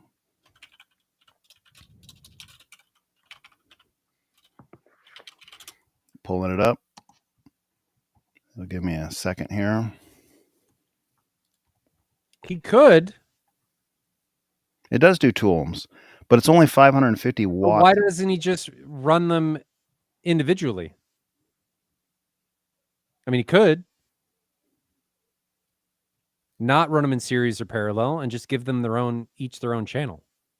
Yeah, it's a 2-channel amp, unless he's using that other channel for something else. And just run a splitter off of the main. Yeah. I personally would do this 700 watts by 1 at 8 ohm bridge. That's what the Crown spec would be. So you would wire them in series, right? Am I thinking of that right? Series wiring home. So this one says dual 8 is 250 watts or 215, and dual 2 is 480. Bridged. It doesn't do a bridge 2. So you'd have to do a bridged 8 at 700 watts. But 700 watts is plenty for those subs running them. Which is literally the same as you're going to get for dual 4s, so it won't matter. Yeah, and 8 ohm is easier on the wiring. You don't have to have thickest wiring, and that's the amp won't have to work as hard. Like that's a good match. So series, run them off that Crown XLS, give them about 700 watts. You might even have too much power going in them potentially for the lowest frequencies, but give them a shot. You know, if your box is small, you're making I was reading this as dual opposed sealed subs, but it's not dual opposed. It's dual sealed subs. He's making 2 of them total, yeah. Maybe. Mm-hmm. Now I'm changing my mind a little bit because you're probably not. It's a single sub. Right. It's a single sub. Making a dual sealed sub. Yeah. Yeah. It's one two subs in one box. Yes. Series is the way you want to do it. Then that'd be 8 ohm load. That'd be a great match. Yep. Austin Smith asks, Dirac on Marantz. Sound off. I don't know what sound off means. Worth $600. So he's asking, is Dirac worth that? That's a pretty step when compared to Multi EQ X, which is $200. I've used Multi EQ X on a previous AVR. I've never used Dirac, but I believe I picked it at M-Wave in the comparison. I think technically Dirac is more capable. Will you be able to tell the difference? That's a good question. I don't know. And does your system need the additional capabilities or configurations that you're going to get out of Dirac? It won't support. They probably won't be able to support ART anyway with the current stuff anyway. Because that's. Is there even a timeline on ART? There was, and then it never came to fruition. It wound up being significantly more computationally complex than they could get it to work on. Well, that we don't know. It was just it never happened. Yeah. So, who knows? Because Storm was supposed to have it for a year, and they did, and they didn't. They're not holding it hostage that I know of. It's Dirac. Yeah. And I don't know if it's Dirac holding it out or if it's just the other company's inability or unwillingness to implement art. I don't know. Do they have any kind of return policy, like try before you buy type thing? Not that I'm I aware don't think of. so. It's a one-time purchase on the license and you're Yeah. stuck. My answer is no on this, and your answers are going to be as varied as the individuals here. I don't think that there's going to be a absolute answer. If you're Right. happy with the sound you have right now and you're getting good results and good measurements, I mean, probably we've not. done this. And it's so close that I don't know. If you have the app to allow you to tweak and kind of configure some stuff, you're probably not going to get a big benefit out of it. I mean, I don't want to speak a lot on Dirac because that is the one that I have tried and messed up the most. Like Dirac has a lot of capabilities, and I think does. technically it's probably better, but it's can you ears resolve the difference? We've done the comparisons without the apps, right? Without any pre-EQ or anything like that. It's just letting Dirac and Odyssey and Art and everything do it without any pre-EQ or post-EQ. And it was kind of a wash. I think Odyssey typically had the most anemic bass without But adjustment. that was on those issues too. I mean, Was that ever fixed? It depends on your mic a lot of times with a pre-bundled mic on Odyssey. That's the biggest problem is I think if you want to get away from the misnomer, not the misnomer, but the variability that is the Odyssey mics, it may be worth it. Yeah. I mean, you got a plus 2.5, minus 2.5 dB allowance that's totally within spec. So that's a plus 5 or minus 5 dB swing when you look at it both sides between two mics. So that's huge. And that's on every single one of these things when you get them out of the box. That's a good point. If you have a separate, I mean, you could always take measurements on your system and see if you're happy. You see if the result is coming out good right now anyway. I mean, if you've got big problems with the way it's implemented in the room, maybe measure it and see if you need to. You can always use that mic for Dirac if you go that way. Here's the biggest thing I will say is do not buy things just thinking it is magically going to fix or create something that is better than what you have now. Don't do that because it's probably not going to. It's not the right time of year to suggest this, but if you can wait till Black Friday, I think every year Dirac has had like 15, 25% off sales if you care. If you can wait till next year. Well, I'm just saying, like, if some people would say, like, hey, that's worth $200 to me to wait. I agree. Just give and it would depend on what AVR you get or what AVR you're putting on. If you're putting on, one of the higher end ones where the cost of compared to the relative to the system is not very high, that's one thing. But if you're putting on something where that's half the price of the unit or the price of the unit, that might not be the best return because when you go around to turn that or to upgrade that, you're not going to get that money back for it. Blake Riddick says, just purchased my first projector. It's a JVC SH7. This is a SimRig projector. You've said you need a Mad VR for barcodes, etc. Is there anything you would recommend for this JVC? No screen picked yet. Looking at an AT 135 to 178. I know nothing about this projector. SH7 NLG. She's a big boy.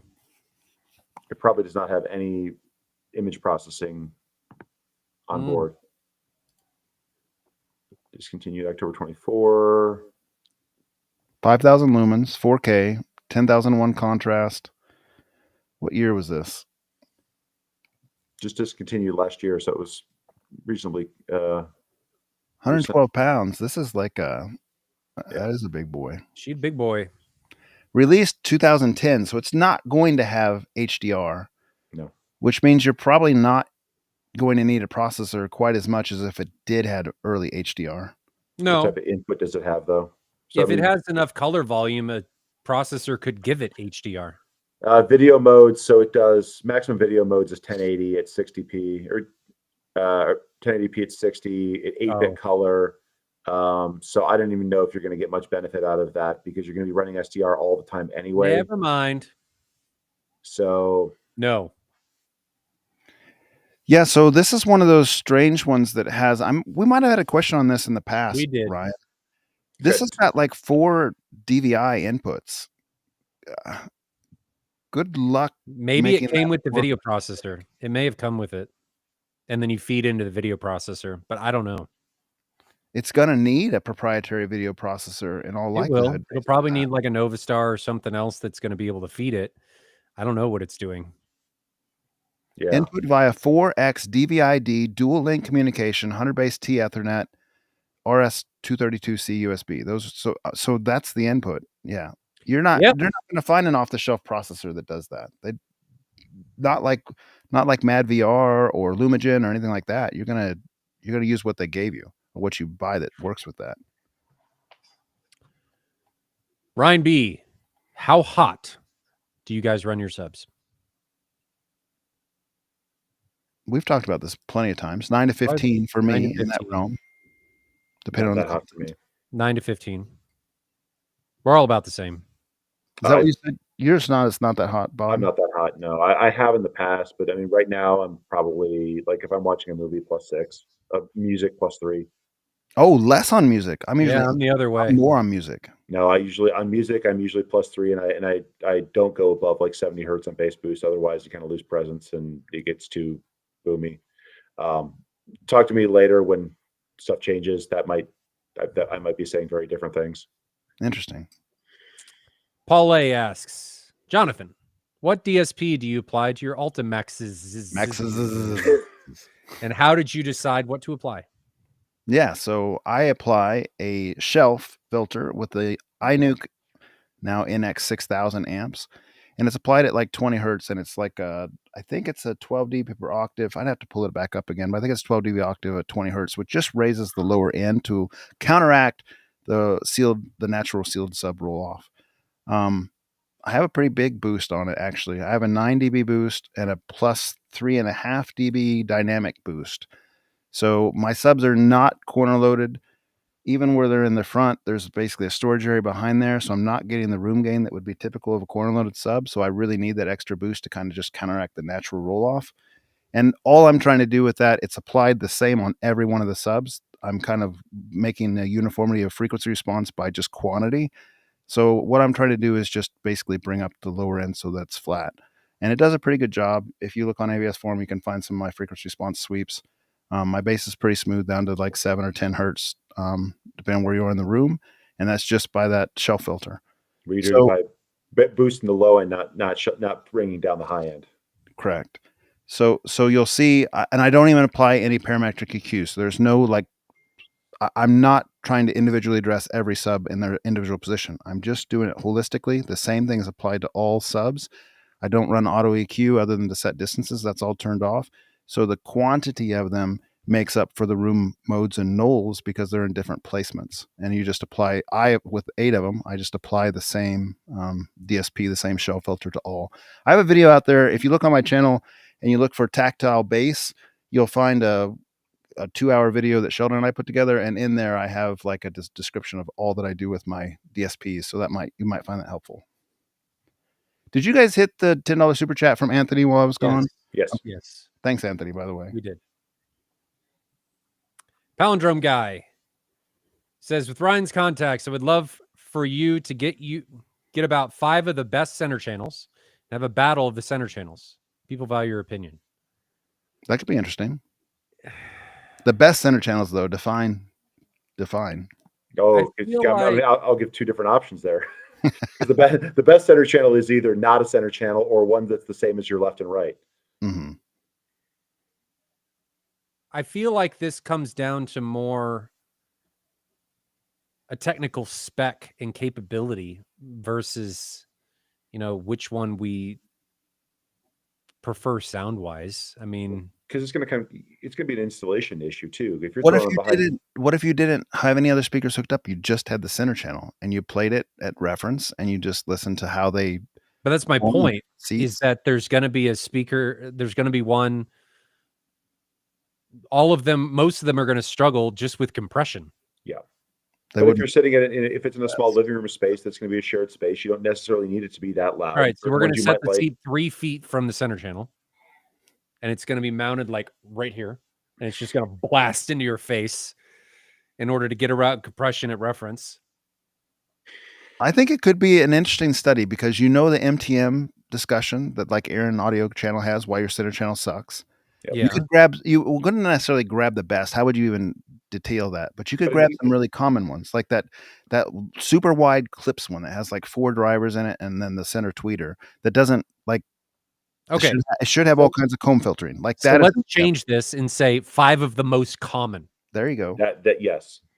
That is better because I think when you say best, the best speaker is going to win, Right. not just center channel. The best speaker, like and it won't be a center. It won't be a it dedicated will center not channel be a because center channel. there's if you have an AT screen and if you're trying to use a center channel as a center channel below a TV or above a TV or in front of It's a a non-AT compromise. screen, that's a compromise. It's not the right thing. So that's why I like Phantom better for those situations. But for an actual, like, if you're going to go AT, you're going to throw that in there. There's no reason that center channel shouldn't be the same as your left and right speaker. No. In fact, it really should be the same as your left and right speaker. So it wouldn't necessarily be a dedicated. I don't center like channel. best, but if you did common, Right. Especially for people who are using TV setups, that's not a bad thing because then there's inherent compromises already in the design. well, why don't we do that? We absolutely could. I got a Wharfdale center channel that would represent kind of an audiophile center channel. We could pick up, or even among the Kansas City crowd, probably. I'm sure there's tons of them around Kansas have City. some center channels that would be donated. I don't mind getting them and then sell it. I don't mind getting them, and then we can, because I'd like to get current ones that people would buy and see what we think of them. We can take a look and see what some good options are. I've honestly never looked at a dedicated center channel speaker. How would we do that?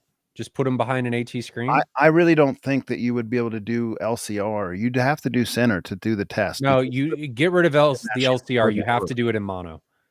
So just you probably pick out some movies that people think have good dialogue, not any Christopher Nolan stuff, but just some good movies with good dialogue. Would you do it outside or would you do it? No, you'd want to do it inside, and you'd want to be testing different seats too, like moving around, because the MTM thing is fine on axis. It's when you go to like the 35-40 degrees that it kind of has that problem. So and not even like a hiding it kind of, you want it in a non-optimal setup. Like it's going to be sitting on top of, like you're going to set it on top of your media console below your TV.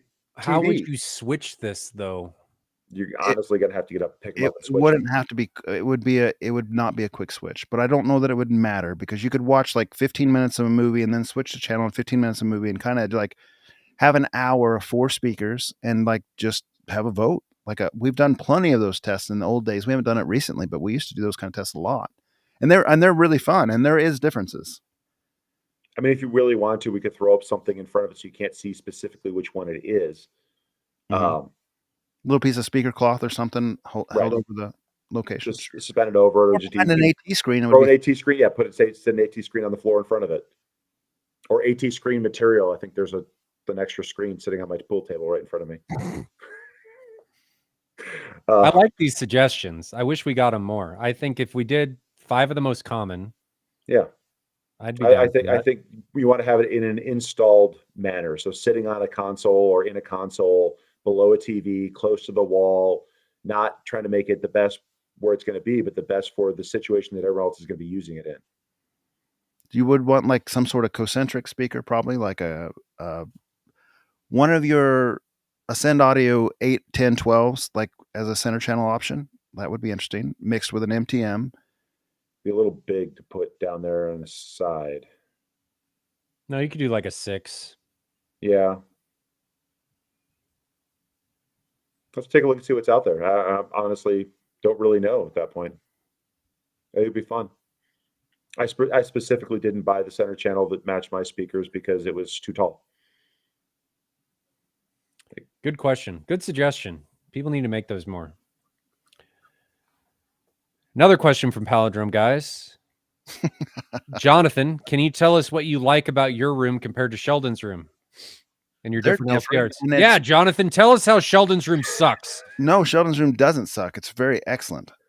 We have he has all the same speakers as I do, as you pointed out, except for his left, center, right.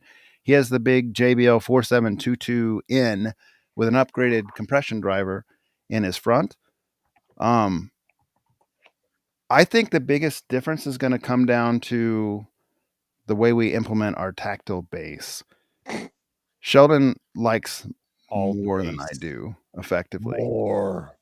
So he's asked me to come over and dial in his system to my preference and just to like test it, and I dial it down quite a bit, and I like it more that way. And he likes it. He says it feels maybe more accurate, but it's not as fun to him or as engaging to him, so he kind of dials it back up. When you have somebody tell you that when they listen at certain levels, they have trouble sleeping, that's the level that Sheldon is at. Was that from a base standpoint comment? Yes. I remember hearing this. Too much tactile. Yeah.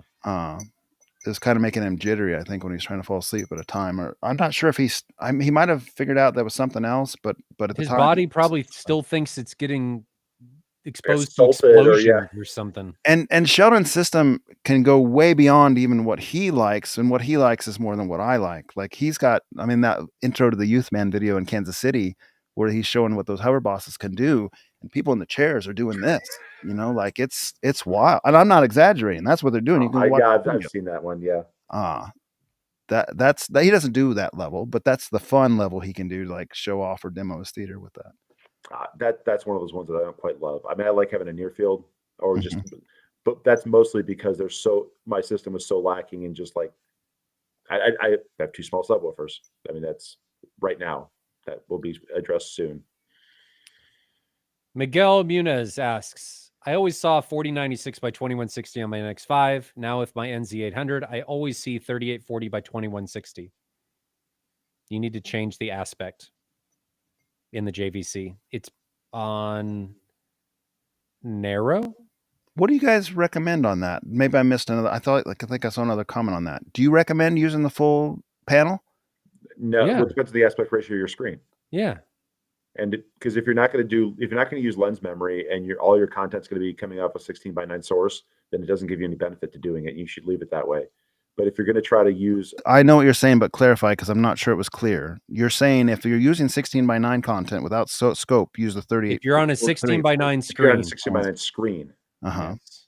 So, I mean, technically, if you want, and you've got to be on a player that's going to support it, because if you're going to try to use 17:9 to use the full panel, you'd have to have a different lens memory position on a 16:9 screen to zoom in, or to change the zoom a little bit for Correct.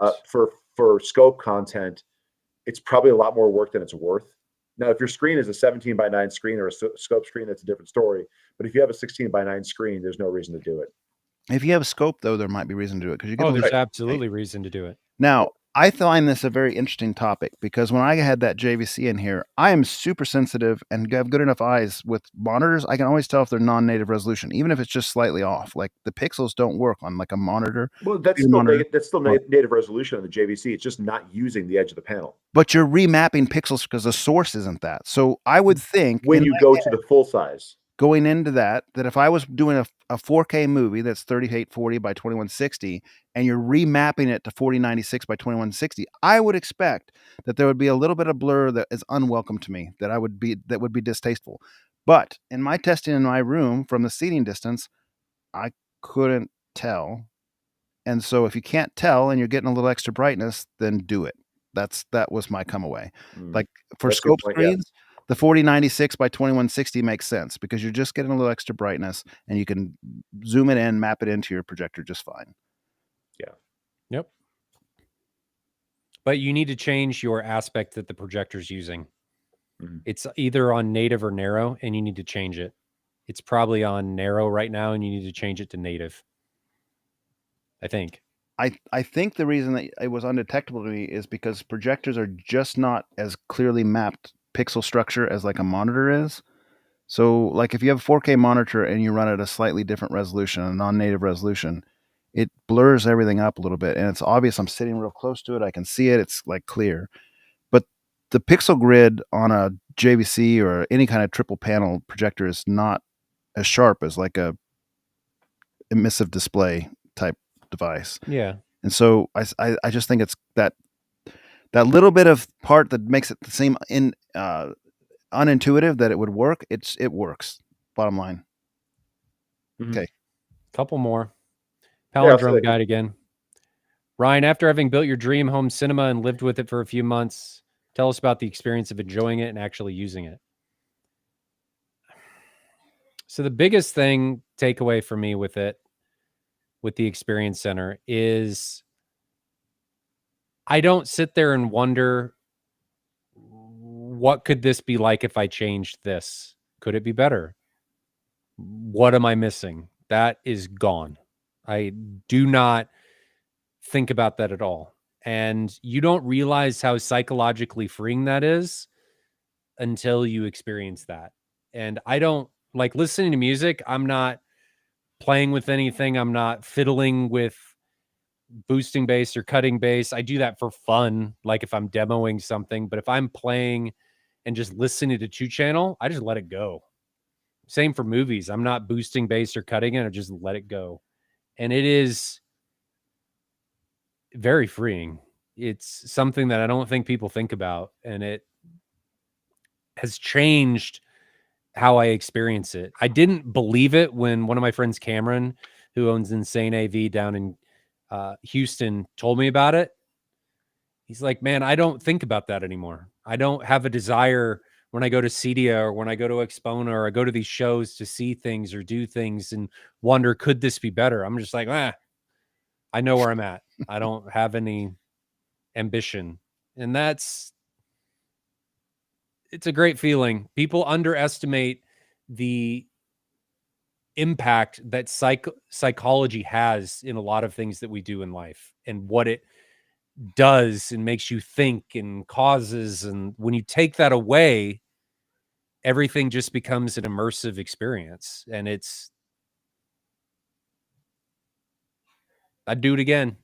He couldn't No fit question. 80 down the stairs. MW. So I shouldn't say this. There's not enough room for it.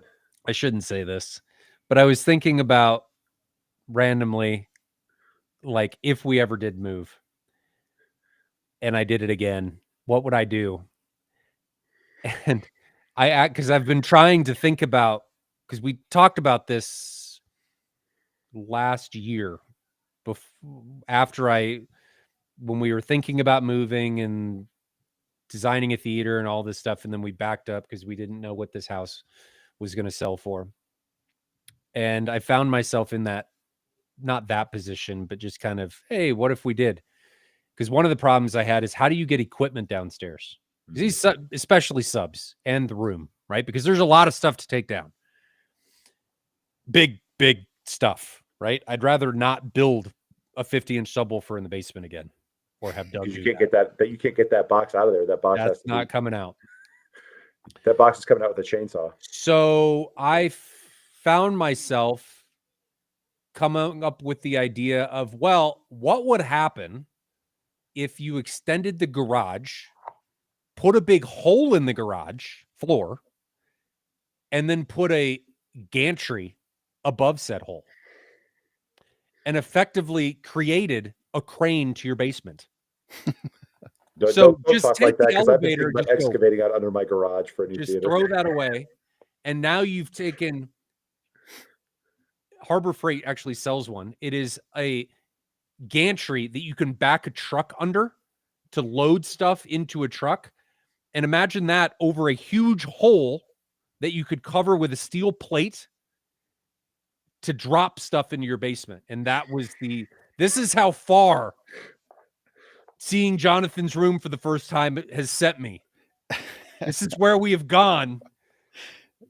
Isn't this show about wife acceptance factor? And here you are talking about giant holes in your garage with steel plates and crane systems. Hey, that stuff is not, it didn't go into the interior of the house. It is still in the garage. So what you're saying, your two options are really get a house with a walkout or a freight elevator. So the problem with the walkout is that you still have to get around to the back of the house. Yeah. If you do the freight elevator, which is effectively kind of what this is, it just goes in the garage and goes straight down the stairs. Well, so you need one of those basement garage doors that accesses the side. Yeah, but then you still got to go. That would be nice. And I thought about that, but I feel like you could do a freight elevator for very cheap off the books. Like, you don't have to hire an elevator company. You just go buy No. one of those Harbor Freight car lifts, put a piece of Yeah, plywood that's on my it. idea. That Don't was want to my be idea anywhere with near the that gantry thing. and stuff. Just put it over the hole. That drop idea it into scares the me more than basement. Jonathan making subwoofers on a job site saw. That is the idea. Jonathan's like, I feel like you could do this. And I'm like, I've had this idea. Come on. I've also heard you could just build outbuildings that are above ground No. and put a The whole dedicated theater. neighborhood would hear me. Do double walls. No, it doesn't. No, it still wouldn't work. Build a theater within a theater, and I'd be having the Brian problem. you could pour a concrete wall around it. No, that's what the 80s are for. Because then I could fit the 80s. Yeah. And then you build a concrete box around that them. S or a that was a plural. Hey, anything worth doing is worth overdoing. You got to have a front, and then if you have a front, you got to have a rear. I mean, who needs a double base array when you got dual the back 80 to cancel the front 80s? Here's what it happens: is the seats are just in the 80 enclosure. The gentleman earlier talked about the dual JBL 12-inch subs. Well, we're just moving this so that the seating is taking place inside the sealed subwoofer, and the 80s are the subs. You're just in there with them. Get that giant power sound thing. You are the insulation. I mean, we're really good at insulating. We're great absorbers. Just put enough people in there.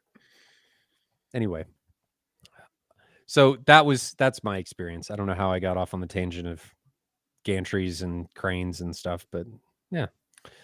Jonathan, this is a question for you. Randy McMinn asks, Jonathan, what amps do you use to power your line arrays? So I don't think you need amplifiers, probably. They're rated for 2,000 watts, but they're also 92.5 dB sensitive. And so 92 threshold usually gets you to reference in most medium-sized rooms. If you had a large room, you probably need amps. I bought amps because I didn't want any nagging feeling, which probably is unnecessary, like I say. But I have the Crown 8300Ns, and I have two of them. They're 8 channels by 300 watts. They're wired to 240 volt. They'll really do 300 watts. I'm not anywhere near the 2,000 watts. But if you calculate in like headroom for EQ, if I was going to apply it and like worst case scenario, 300 watts is plenty for my room. So that worked for me. And I could get them for fairly inexpensive on eBay. Refurb. New, they're not cheap, but refurb, they're pretty cheap. I was going to make a joke about how you don't need amplifiers to run those. And then you went out and said initially, oh, you don't need amplifiers to run those speakers. And my thought was, what, are you going to power them with nice words and well wishes? Then I was like, oh, he means the AVR. I get it. I think an AVR would handle these just fine. Yeah. Really. In fact, Sheldon's done some compression sweep testing, and his Denon X6800 runs his surrounds. Like, he doesn't have these for LCR, remember, but his Denon X6800 runs his farthest distance CBT70J1 to reference with no compression, just off of X6800. So it should be fine off an AVR. Good question. Paul A., what's the best way to mount a projector if the optimal place is between the joists? Ever run into this? You just put a board up. Yeah. And it doesn't matter anyway, because a little tiny offset of being off perfect center is not going to matter with any. It does matter. Projector. You can use horizontal lens shift. I mean, unless little lens shift is not going to ever be noticeable. No. But yeah, put some. If you're going to cut a hole in the drywall, you can put a piece in between. Just you don't even need to cut a hole in the. You can put it on top of the drywall. Or you can put it on top of the drywall, yeah, and just mount lag screws into both. Yeah. Mount the projector right into that board. Paint the board. Yeah. Route it. Make it look nice, and then mount the projector to it, and then you're done. Some of the mounts even have larger panels that are purposely built to span. Yeah, or there's some mounts that you can get that are span joists. I had one in the previous theater iteration where it was just a 18-inch bar that you could span joist, and then you could mount the projector at any point between some C-track or something that you could put up there between the two of them. Yeah, but I mean, ultimately, you're still tilting at windmills, because any projector, the uniformity is not going to be perfect when you like sample it, even if it's right in the middle. Yep. So like, what do you have horizontal lens shift, so you can just use it. Yep. It doesn't matter. Unless you're some sort of stickler for OCD. Don't listen to Jonathan. His projector's in the corner. Or if you're a projector that doesn't have lens shift, because there are some of those. Oh, like that. No, like that one. Yes, like that one. No, Ryan yells no. Don't. It's got to be on a bucket on the floor in front of the couch. It's the best place to put it. Oh man, now you cross that line. Just stop. Stop. Tito, last question. What are you guys' experiences with Phantom Centers? Would you be willing to give them up? There's What Phantom if it Center was right just there. one watch listener? Wait a minute. Would you be willing to give them up? I think he means give up. Phantom on the Center channel. doesn't exist. Would you? There's some irony there that I love. Phantom Centers are great. They're awesome. If you only care about your seat, if you care about other people's seats, then they're not necessarily always the best. But if it's just you, they're awesome. There's no real benefit to a center channel. Assuming your speakers can handle the dynamic range and don't have any issues. If they're well set up, it sounds great. I like them. I'd agree. I mean, I listen to 2-channel all the time, so I'm kind of using a Phantom Center when I do that. And it's great. As long as it's properly set up and the room is well done. Rooms can ruin this and make it better or worse. So A lot of center channels just have design compromises because you're trying to fit them around existing displays most and locations. center channels. Yeah. If a center channel is an exact copy of another speaker behind the acoustically transparent display or a screen. Let me rephrase that. Any speaker that is called a center channel probably has a compromise. Yeah. Because it was designed to fit in a different orientation with a different radiation pattern than your left and right. So it's never going to be exactly the same. Good question. That's all I got. So next week we're going to watch Love, Death, and Robots season 2. No, we're not. I'll watch it on my own. Yeah, I'll probably rewatch 2 and 3 just because I haven't seen it in a while. What do you want to watch, Jonathan? Since you love the last one so Since much. you loved it so much. I was thinking the other day, we probably have like a top 3 movies each, right? And I bet they're all different. Would it be fun to like watch our favorite movies and share those? Like for instance, each one watch their own. For instance, one of my favorites, if not my favorite, is 13th Warrior. I love that movie. Really? Okay. Yes, I mean, love it's a good movie. I just didn't see that as being your favorite. So like we could potentially put that in the pipe at some point and say like, all right, this is Jonathan's favorite movie, or this is Ryan's favorite movie, Bob's favorite movie. Now, are we talking movies that are excellent cinematic experiences or just like favorite movies? No, Those are very what different is your things. favorite movie? Yeah. Oh, okay. Uh-oh. Oh no. What have we done? I think if you guys want to watch like Bill and Ted and Hudson Hawk. And, that's fine. I was thinking it was going into some sort of. Oh, no. I mean, I like bad movies. So who's starting? That doesn't matter. Jonathan can Jonathan start since he 'cause loved his hated. last one so much. Yeah. Yeah. Well, then let's watch 13th Warrior next time. Okay. Yeah, if you've seen it before, you know what you're getting. But there's something about that just really appeals to me. That's fine. Can watch that. Which one is that? I don't know if I've ever seen this. Antonio Banderas. I remember when it came out, but I don't know if I've actually even seen it. Oh, you're in for a treat. I hope. Jonathan, Bob will probably come back and be like, "This is the stupidest movie." Jonathan adores this movie. I do. It's one of those that, like, anytime it's ever on, if it's ever on, I'm going to watch it because I like it. All right, came out in '99. What is it Almost available? as much as you adore that Hitler movie. Come on now. I still remember we're talking about, children getting murdered, and Jonathan's like, I adore this. No, you're quoting me. Yeah, I adore the cinematic experience that movie brings. Like, it pulls all the heartstrings and all the emotions. That's Bad word choice. I wish I'd watched it in surround. 13th Warrior. Okay. That's on Disney Plus, maybe. Okay. Topic. Via Hulu. Need to think about that one. Center channels will be a little bit off. You'll be skiing. Will we have the projectors by the time you get back? I won't be ready by the time I get back. I'll be catching up. Are we skipping next week? No, I'll your be trip? here. Do you have any kind of hour limit on those? Like, do you No. can only put 20 hours on them or 5 hours or I something? mean, ideally, I'd like least, whatever. Why? Selfishly, it might be fun to play with them for a couple days and like see what not outrageous, but play. I mean, you can come get one if you want while I'm gone. Mm. Yeah, that's a tempting thought. It is. Well, the only one that's here is the Bravia 9. I won't set it in a director's chair. That's probably don't do that. I'm curious to see how the Bravia 9 is, because the last time I think it's really good. I've talked to some of my calibration friends, and they like it. the last Sony that I saw was the engineering sample that we had of the previous generation that it was in a very rough state. Yeah. And I'm curious to see how they one that's not broken, and two, the current generation looks. I've seen it. Not this this unit, but I've seen it, and it's pretty good. And for gaming, it's amazing. I need to go. Its latency in comparison to any other, like LCOS or DILA, is the best. If it's like the previous Sonys, though, it flashes like a jackhammer with the PWM, so gaming can't be good. See, that's a personal problem. Yeah, you had a worse issue with the PWM on the Sony than you did on the JVC. I think Jonathan's new nickname should be Flash. The Sony felt like I was walking in a nightclub with a strobe light on. When I was walking in the room, it made me dizzy walking around the room. Like I could see with my eyes.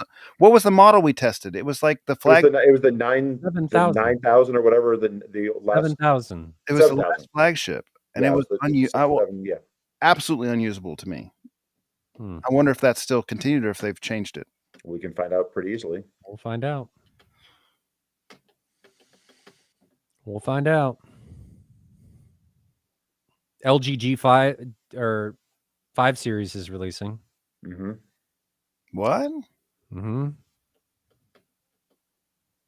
Are they on sale for was it $15K or something is what they've been on sale at Amazon or Costco or something like that for the big one? Yeah. Someone posted that in like a deals forum. Oh, for the 4 series? Yeah. I thought it was the 5. 5's not out yet. It got delayed. Okay. Then it might have been the 4. Yep. They're getting cheaper. Getting cheaper. You can't put a center channel behind it. All right, gentlemen. Well, if I'm not dead from skiing, I will see you next weekend. And Jonathan, Bob, if you want to borrow the Bravia, let me know. Yes. I don't think I want to borrow the Sony unless I validate it doesn't have that problem for me. I'll borrow it and then you come check it out. Because it would really be unusable. Like I wouldn't even want to use it. Bob, I'll just give you my garage code and you can come get it. Sweet. What do you want to meet over there, Bob? What's your wife doing her shopping? I gotta go get it now. We'll both just be over in the basement and your wife comes home like, who are these cars in the driveway? Peter's going full speed. Yes. And then we leave with a projector and she's like, what is going on here? That wouldn't be the weirdest thing that's happened. Don't worry. I got strangers coming in from other states that her nor I know, and yeah, sleeping in the basement. Yeah, you know, the first projector shootout. Not the strangest thing. Okay, well, think of a topic.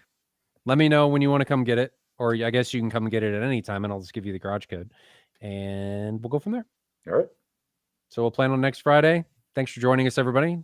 Jonathan, Bob, it's been a pleasure. And have a good one. Stay safe out there. Yep. See you later.